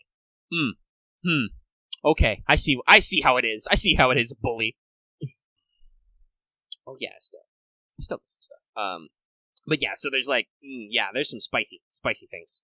And then I don't remember what they're called, but the guys who smash, those guys who have big hammers, but also some have ranged attacks, and they smash what they called infrastructure. Like, those also were like, oh, you, sir, are quite hammer hobos. That's a good nickname. I was like, you, sir, are quite rude. Gonna have to work on that one. So sometimes these event enemies are quite spicy. You gotta do some thinkings, some brains. I don't know if anybody is quite as spicy as those rope casters, who are, they're in, I think they start showing up in chapter 4 of the main story. Those are a spicy one. Are they called Sarkaz casters? They're the rope guys, the guys who like rope your guys up and stun them, unless you block them. They almost always require you to either preemptively stun or silence their ass, or literally be like, okay, well this unit's dead now, I have to pull them out, because they have a very long, they only pop their skill once, but they have a very long range to pop it. There's a lot of really, really rude people in Arknights, okay? Whether it's the conventional kind of rude, like Mephisto, that fuckboy, or they're rude like just, oh wow, you have a really mean ability I need to do something about immediately. Yeah, I had a shitload of LMD, and I am leveling between E2 Lapland and then giving Mostima some levels so I could actually use her, and leveling some others. Like, I think I needed 3 defender strats for some of those maps, so I fed my Hoshi was already E1, but I didn't have her leveled, so I fed her a lot more EXPs. I'm pretty broke again. I'm gonna see if I can swap something over to some defender ships. Unfortunately, I think you only can swap the opposite, so unless you have an excessive whatever their opposite number is, I think medic chips. I probably do. You might. Who knows? But alright, we've been going for about 3 hours. Shoot, is there anything else I don't think there's anything else big to talk about. The Jojo thing and then game stuff. You didn't tell your life or death story. I could tell it, like... If you want to. Like, I'm not gonna make you tell it. You did already tell it in the Discord, I think, too. Yeah, well, I can tell again real quick. So, if Lucky's been a little quiet throughout the week on Discord, it's because Lucky's been probably doing one of 2 things. He's been outside, working, being roofer Lucky, or he's been playing Xenoblade Chronicles. That's usually one of those 2 things. And if I'm playing Xenoblade Chronicles, I probably have my phone on my chest and I'm playing, like, a gacha game or something. I should probably actually put in some FGO reps here. I've been playing Azure Lane and Arknights while we've been recording. But anyway, so throughout the week, I've been roofing, and it was Thursday that I had a bad time. Because, here's the thing. Lucky is not necessarily afraid of heights. He's not. Like, I can scramble up and down a roof a couple stories and be fine, as long as I'm not near the edge. I get near the edge, though, I get real fucking concerned. Real fucking concerned. Like, I've never had a problem flying, like, I've never had a problem, like, being in high buildings. I do have a major concern, though, when I am looking at the ground from 3 stories up, and I have nothing securing me to the roof. I think most people have that vertigo moment. I would hope so. Well, the way some of my friends and coworkers, well, I don't want to call them coworkers, but people who are working, it was like, nah, it's fine. I'm just like, how? No, like, will I be afraid of that glass staircase? The standard one? No. The one that has the image where it suddenly cracks, that would scare the ever-living shit out of me. Because reinforced glass is super fucking tough, man. It can stop bullets. That's a lot of force. So, Lucky doesn't like Lucky doesn't mind doing, like, roofing, like, putting on shingles and stuff. Because that's real simple, real simple work. You know, you just have a nail gun, you line up your shingles, you just go ka-chunk, ka-chunk, ka-chunk. That's fine, it's easy. I get to the edge, though, I'm just like, But this week I wasn't working on roofing, like, shingles. I was working on removing barge boards from a roof. Now, barge board is, when you see peaked roofs, the barge board is that piece of wood that you see underneath the peaked roof on either side. It's basically put there to keep the roof from sagging over the edge, and to give it a little bit a nice look. The problem is they're a motherfucker to remove and to add, because you have to hang over the side to do it. So, Lucky kind of had to lean over the side of a roof and no harness and, grab these boards and try to yank them off, throwing my weight around. So during the week, I wasn't having a good time. Every day I'm just coming home like, I'm done. I'm gonna fuck gravity. Fuck it. Just no. It's like, I just want to float away right now. And that's how much I hate gravity right now, because I know that if, like, the roof sagged or I jerk too hard or I slip or something, I'm just going off the fucking roof. Funnily enough, I almost did go off the fucking roof. Because Thursday, we were working, and as I said, when I'm just walking on the roof, like in the middle, I'm fucking fine. Fucking fine. I don't care. That was my downfall. Almost literally. Because I don't know what happened. I think, like, the shingle that had been put, that I stepped on, hadn't been nailed in properly, so it wasn't actually held in by anything. But I stepped on a shingle, and the shingle just went out from under my feet. And unfortunately, I basically lost my footing there, and like I hit the roof. And here's the thing: roofs are at a slope, so when I hit it, just my force of motions make me start rolling. This is cue fucking panic, Lucky, like immediately. Luckily my fight or flight kicked in, and like here's the thing: when you are rolling down something, the quickest way to stop is to literally just go spread eagle. You can't roll if your arms and legs are out. You'll stop.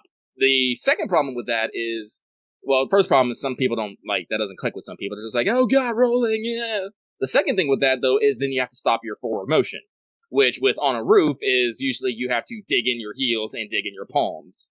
You don't want to, you have to make, like, firm points of contact. And you'll stop, because roofs, in general, are made that you can walk around them and you can grip real tight. It's just that everything underneath that part just slips real fucking easy. So I was able to stop myself before I rolled off the roof, but after that point, I'm just all like, I'm getting off this fucking roof. I'm done. I'm fucking done. No, I'm really done. I think that's the one, like, household type task I have never really done. Is nobody's ever asked me, and I've never been willing to go up on a roof and do roof stuff.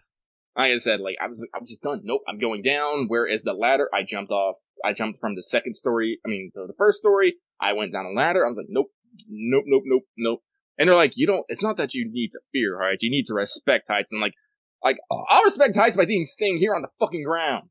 And it's well, some people tried to tell me I was scared, and I was like, hell yeah, I am. It's like, Lucky's had this fortunate/unfortunate thing, as I've never broken or sprained a bone in my life.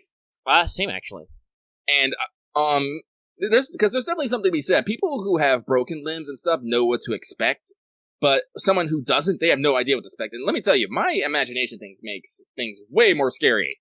That's all. Like, yeah, I suppose I would probably take it pretty well personally, because I know I have a high pain tolerance. But there's definitely been like, I've never actually broken a bone before. I'm not sure how we do that bit. Lucky doesn't know if he has a high pain tolerance or not. I don't know, what's the threshold on that? I don't know. It depends. I know for a fact though that I have done stuff which have been considered painful, and people have been like, "Wow, you took that pretty good." Like when I had my crown put in, I not for the drilling part where they make it shaped so they can put the crown in, but when I had my crown put in twice, by the way, because the first time it was missized, I skipped anesthetic and had them put it in without it. And they blow very cold air on your very naked tooth to prep it for that. So I did that both times without anesthetic. I didn't say nothing. It sucked a lot, but whatever. It's just, pain is temporary. And the dentist was quite surprised, because he had people who, start wailing and screaming when that happens. So I don't know. I'm pretty sure I have a decent pain tolerance. I actually say that, but I'm pretty sure there are some women who will fight you tooth and nail for that, on that one. Well, yeah. I believe technically it depends on the stuff. I believe it's supposed to be in general, but hey, fun fact, your body does weird things during, like, childbirth moments and other stuff. So, at certain points, any human can have crazy high pain tolerance depending on what's going on. I just think in general I've been pretty good about it, but like you said, the imagination's a really spooky organ. Yeah, so, because I don't know what it's like to break a limb or fall off a roof, my body is like, I don't want to experience this ever. Ever. So, yeah, I'm not doing roof stuff for a little bit. Mm-hmm. We're actually waiting for us to get a harness or something that we can hook up to the roof so we can have lines when we're up there. Yeah, like it's supposed to do. I keep trying to tell people it's like safety gear, and it's like, oh, you'll be fine. If there's something I fucking hate, is when people just say, oh, you'll be fine. I'm just all like, but will I? Right. You'll be fine. No, I've never seen anybody fall off a roof in my 20 years. I've been like, so you're due is what you're telling me. We're always thinking of, that's probably us with our gacha brains, right? We're always thinking about stuff. Yeah, it's just like, just because it hasn't happened yet doesn't mean it won't happen ever. That's why safety gear exists. Yes. You know, better to have and not need than to need and not have. And trust me, if I'm falling off the roof and I'm plummeting to my painful, crippling, or event or death, I'm just be like, I wonder what they're gonna say at my funeral about he didn't have a line, even though he wanted a line. Who's gonna pay for that? Yeah. Because, like, as I said, well, actually, you can keel over and die from any fall, but I'm in general, people. I think even just a couple of stories, you'd probably just be with the bones. I don't know, but let's not test it. Yeah, like still broken bones and whatnot. It's like Lucky doesn't have like. Actually, I should probably sign up for insurance right now. That's like I would not be in a good way. Like probably my back or legs would probably be injured, most likely. Worst case scenario, crack my head, break my neck. And so it's just like, who's going to pay for that? Is it going to be the people whose house like I was working on? Is it going to be people I was doing this for? Legally, they probably don't have any obligation because it was my own damn choice. And then, like, on top of that, it's like, what's going to happen with my life in the future? Will I be able to work? Will I be able to provide myself? Who's going to take responsibility for that? Now, I will say, the people that I was doing this for aren't such, like, dick bags that they would just, like, leave me high and dry. But at the same time, it's just, like, one of those things of, like, I don't want to have to be put in that fucking situation. Like, I don't want to have, like, Lucky is he doesn't always seem like it, but he is fiercely independent. I don't like relying on people any more than I have to. Like, like, I don't mind, like, have someone giving me a helping hand, like, here and there, but if there's, like, something like, I mostly want to take care of it by myself. Loth can attest to this in our 7 Days to Die game, where he's like, hey, can I help you? I'm like, no, Loth, fuck off! Constantly. It's like, don't come here, I'll shoot you! Even though I can't actually hurt him. Yeah. So, like, if something's to happen to me, I don't want to be in a situation where I have to rely on the goodwill and nature of other people, because at that point, my life is in someone else's hands, and I don't trust that ever. Lucky is a very pessimistic / realistic person in the fact that I don't trust humans. Well, and always, it is a risk to, like, put that in without any objective backup. Yeah. So, like, I don't ever want to, like, as I said, so one, I don't want pain. Like, I don't know if I have a high pain tolerance or not. I do know I have done some naughty things, like, grab burning pans and just move them and stuff, and I know I've done stuff like that, but I don't like pain. I don't like being hurt. Pain sucks. Second, I don't want to be crippled. Being crippled sucks. Yeah, I can stay home and play games all day, but Lucky likes moving about. I'm not in the best shape, but I like going outside. I like doing things. Like, 3, I don't want to be, like, in massive debt from medical bills. Like, that's the thing. Thanks, American healthcare system. You're great. Fuck you. And 5, I don't want to have to be relying on someone else for my health and well-being. It's like, oh my god, like, and so, like, all this, like, me, is, like, occurring to me, actually, let's not bring that up, all this is me while I'm thinking about when I'm leaning over a roof, I'm all like, yeah, this is the absolute everything I do not want in my life right now. Also, I'm gonna say this right now, here at Studio Mega, I don't know about Mega, but personally, I avoid talking about hot topic buttons and subjects, because I am not here to wax poetic on my political leanings based on race, age, gender, and all that crazy stuff. I'm here to escape from reality and have a good time. That being said, I'm just going to put this out here right now. Whoever you are, wherever you are, whatever you are doing, I hope that you are taking care of yourself and those around you, and that whatever you are doing it with the future in mind and trying to make it a better place. That is all. I would say that I generally agree with your statement. I was thinking about asking you how serious you wanted to be on this episode beforehand, but I kind of just let it run because it's what's up. We do stuff. We ramble. Actually, I don't know. Did you say you kind of agree or you don't agree? No, I think you've said mostly what I would say there, Lucky. Yeah. Okay. Just like I'm a very we probably won't get to it in this episode because we're already at 3 hours and we talk a lot about stuff. I watched some old. In my rando PS4 moments, I watched some old Game Grumps videos where they took the 16 personalities test on camera. I don't know whether we do that on the podcast or do that as like a standalone video. That could be funny though, and give people insight into our personalities. But I took mine again, and one of the things that literally brought up about my Myers-Briggs personality type is privacy. Like, I do not, as a person, like to necessarily just throw my opinions out there, right? If you ask me how I feel, I will let you know. I will let you know strongly. I have strong feelings about things that are happening in this country, in this world, but like Lucky said, you guys are not necessarily here. You're not listening to this right now for me to throw those at you, right? That's not what that's not what our audience is here for. That is not necessarily what people are looking for in us. Like, and sometimes there are times where people are like, no, everybody should speak, and I'm like, okay, that's fair, but that's like, a lot of that is like when you vote. That's when everybody speaks, is when you're voting and when you're doing other stuff, and when you do have an opportunity to kind of like come together in big ways, and not everybody does that. But like you said, you should do. Well, I'll put my own spin on it too, not to put words in Lucky's mouth. You should do what you think is best for you and for the people around you, and like he said, for sure, with the future in mind. Like, don't think about just like what makes you uncomfortable or what makes you comfortable right now. Think about next week, next month, next year, next decade. Like, what are you going to be doing in your life, and will things be better? And I hope they are better for people, for all people. But also sometimes you gotta plan that maybe they won't be, and kind of work around that. And honestly, sometimes you gotta go big and you gotta mind everybody's shit, and sometimes you gotta go small and you just gotta mind your own shit. And honestly, I think a lot of the times in our life right now, for both of us, we are very much still in the minding our own shit phase. A lot of the time. Yeah, like, don't let, like, on, like, you can definitely see on Twitter, there are a lot of people calling people out who are, not making posts or whatnot. And I'll tell you right now, even though I am a man of color, I have very strong opinions on the fact I'm not doing mad reposting on this.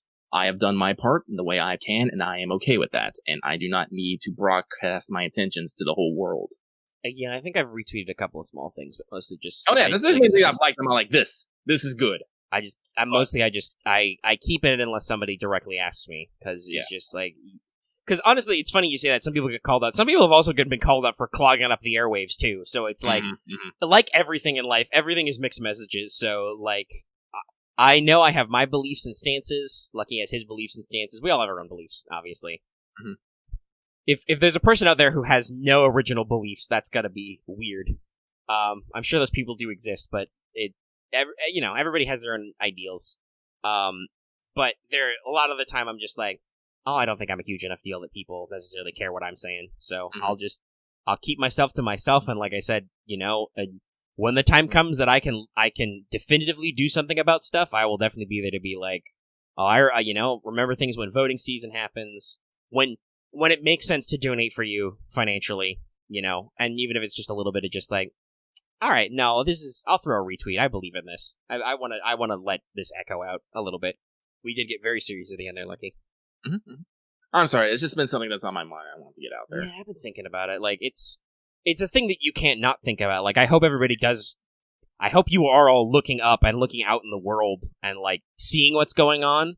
Like, even if you are like us and where you don't need to necessarily shout your own feelings about it, or, like, aren't even in a position, like I can't go out and be, like, on the streets protesting because I don't live somewhere big and I don't own a car, and, like, it's a whole fucking thing. And, like, some people will be like, but you could still go out and be like, okay, but I gotta mind my own shit, right? Like, I appreciate and feel for people who are in an opportunity in a place to, like, be out there marching for what they believe in or whatever. But not everybody will be in that place. And, sometimes there are times when you need to show your beliefs, when you need to stand up and say them out loud. But a lot of the time, it is just enough to know that you have your beliefs in your heart, right? Yeah. As long as your beliefs are part of your actions, whether they're out loud actions or inside actions, Okay, we got super heavy at the end, like we do in What's Up. We do that sometimes. I do think, to turn it back to something lighthearted, maybe not lighthearted, that would be very interesting, though, to run through those personality tests, because they got some very telling questions, but there are times when I feel like, man, I feel like people don't always get where we come from or how we do things, and what is a more plain way to let people know than to be like, yeah, no, personality tests aren't everything, but Myers-Briggs is a very rigorously tested type that like, I think almost everybody has looked at their Myers-Briggs spread and gone, oh no, yeah, that sounds about right. Because the thing about personality tests is they only put out what you take in. Mm-hmm.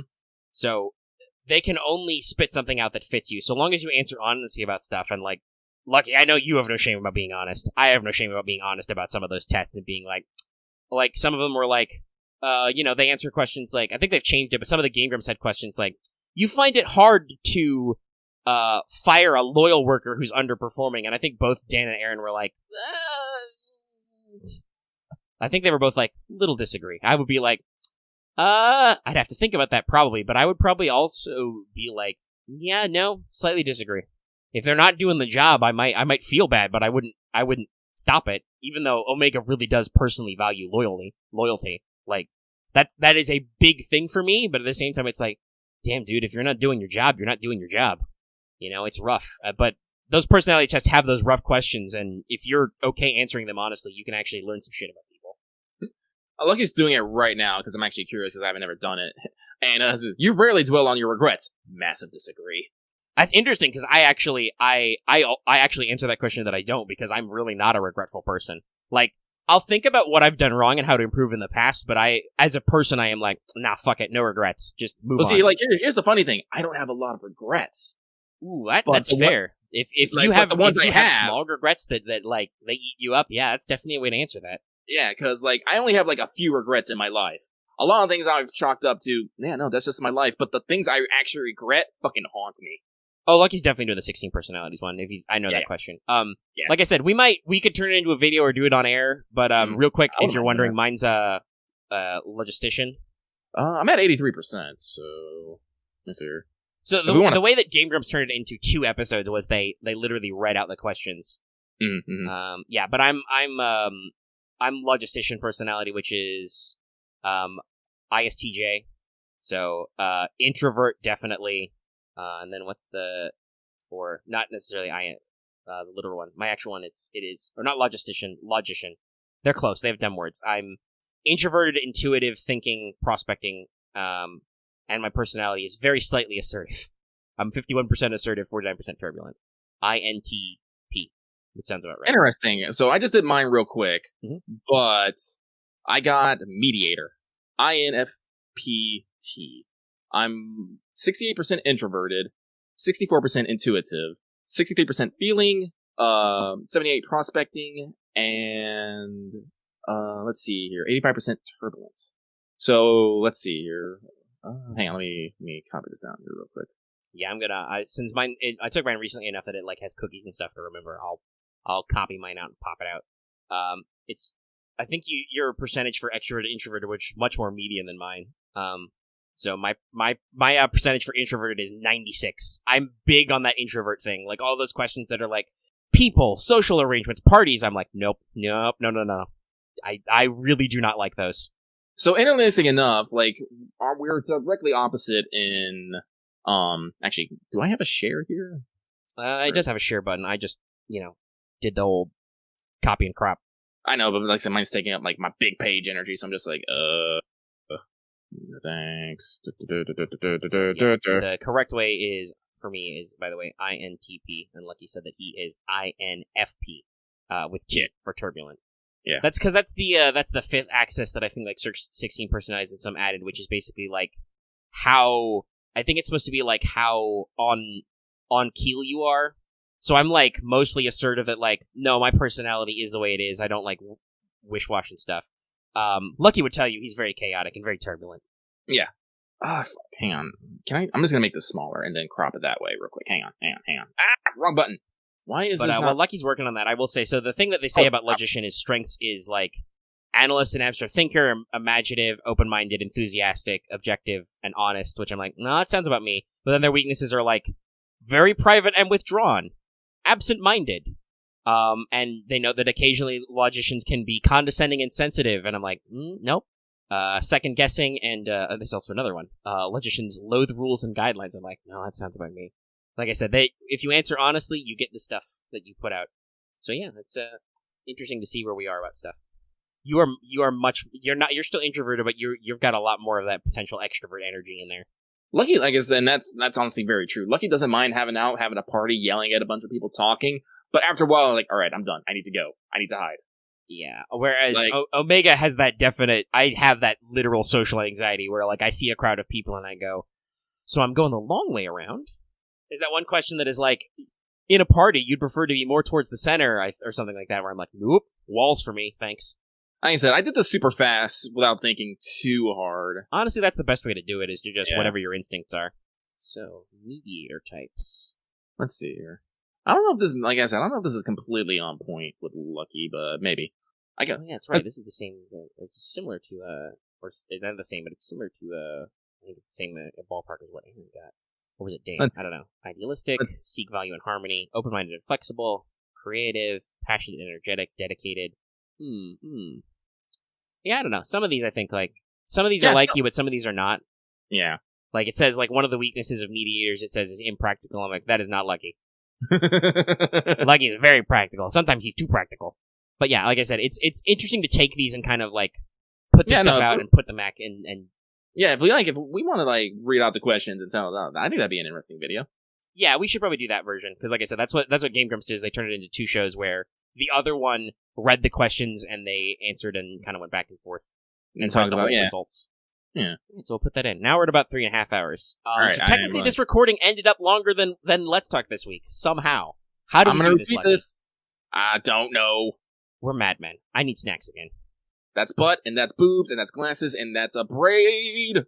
I flipped over to Twitter. I'm waiting for it to appear. What is this for? What is this for? All right, I see what you're doing. All right, we should wrap up, though. We had our serious talk about ourselves and about the world. That means we need to go. Here, I'll link it to you guys. Enjoy this. Feel little. Those little boneless wings I ate were very spicy. Got a little spice burn. Let's wrap up. Mm-hmm. Hey, hi. If you're watching this on YouTube, be sure to give this video a like if you liked it. If you have any comments, leave them in the section down below. Hey, go to 16 personalities, take the test for yourself, see what you get. It's like I said, if you're okay answering the questions honestly, it can be really interesting and often is pretty close to the truth. You can leave those comments in the comment section down below. You can also join our Discord. That link is in the description of the video and on our channel page as always. And of course, if you're new here and haven't already, please subscribe to our channel so you can always get our latest videos and stuff. And even if you're already subscribed, consider the bell for notifications so you can always get our latest videos or see when we stream. Streams are good. Mm-hmm. And lots of other stuff, and it's good. Our percentages have been slowly rising. We got about 20% people with notifications on, which is the exact medium for YouTube. But let's see if we can get it to the high medium. We can see if we can't get that to 30%. Who knows? Yo, bigger numbers. And like I said at the front of the show, consider supporting us on Patreon. You can get access to episodes early and lots of other goodies, and it really helps us out. You can get the episode in audio format early for as little as $1 a month. And like I said, the fact that our patrons have been so generous lately is letting Omega feel free that he can actually, spend some cash, get some resources, and do some experimental shit. So you guys really, really drive us. Mm-hmm. So it's very interesting to see. So yeah, thanks so much. We'll see you next week for more Let's Talk FGO. Wait, no, this is What's Up. We will see you next week for more Let's Talk FGO, but also for a new episode of What's Up. Speaking of Let's Talk FGO, if you haven't, go back and check out the episode we just did. It involves more of us rambling and losing our minds at the microphone. Yep. Super fun. And like I said, just stay tuned for streams and other videos. Now that I've got my ups and stuff, I'll be back to regularly probably streaming on the internet and hoping it doesn't break. Mm-hmm. Okay, bye everybody, bye. Bye.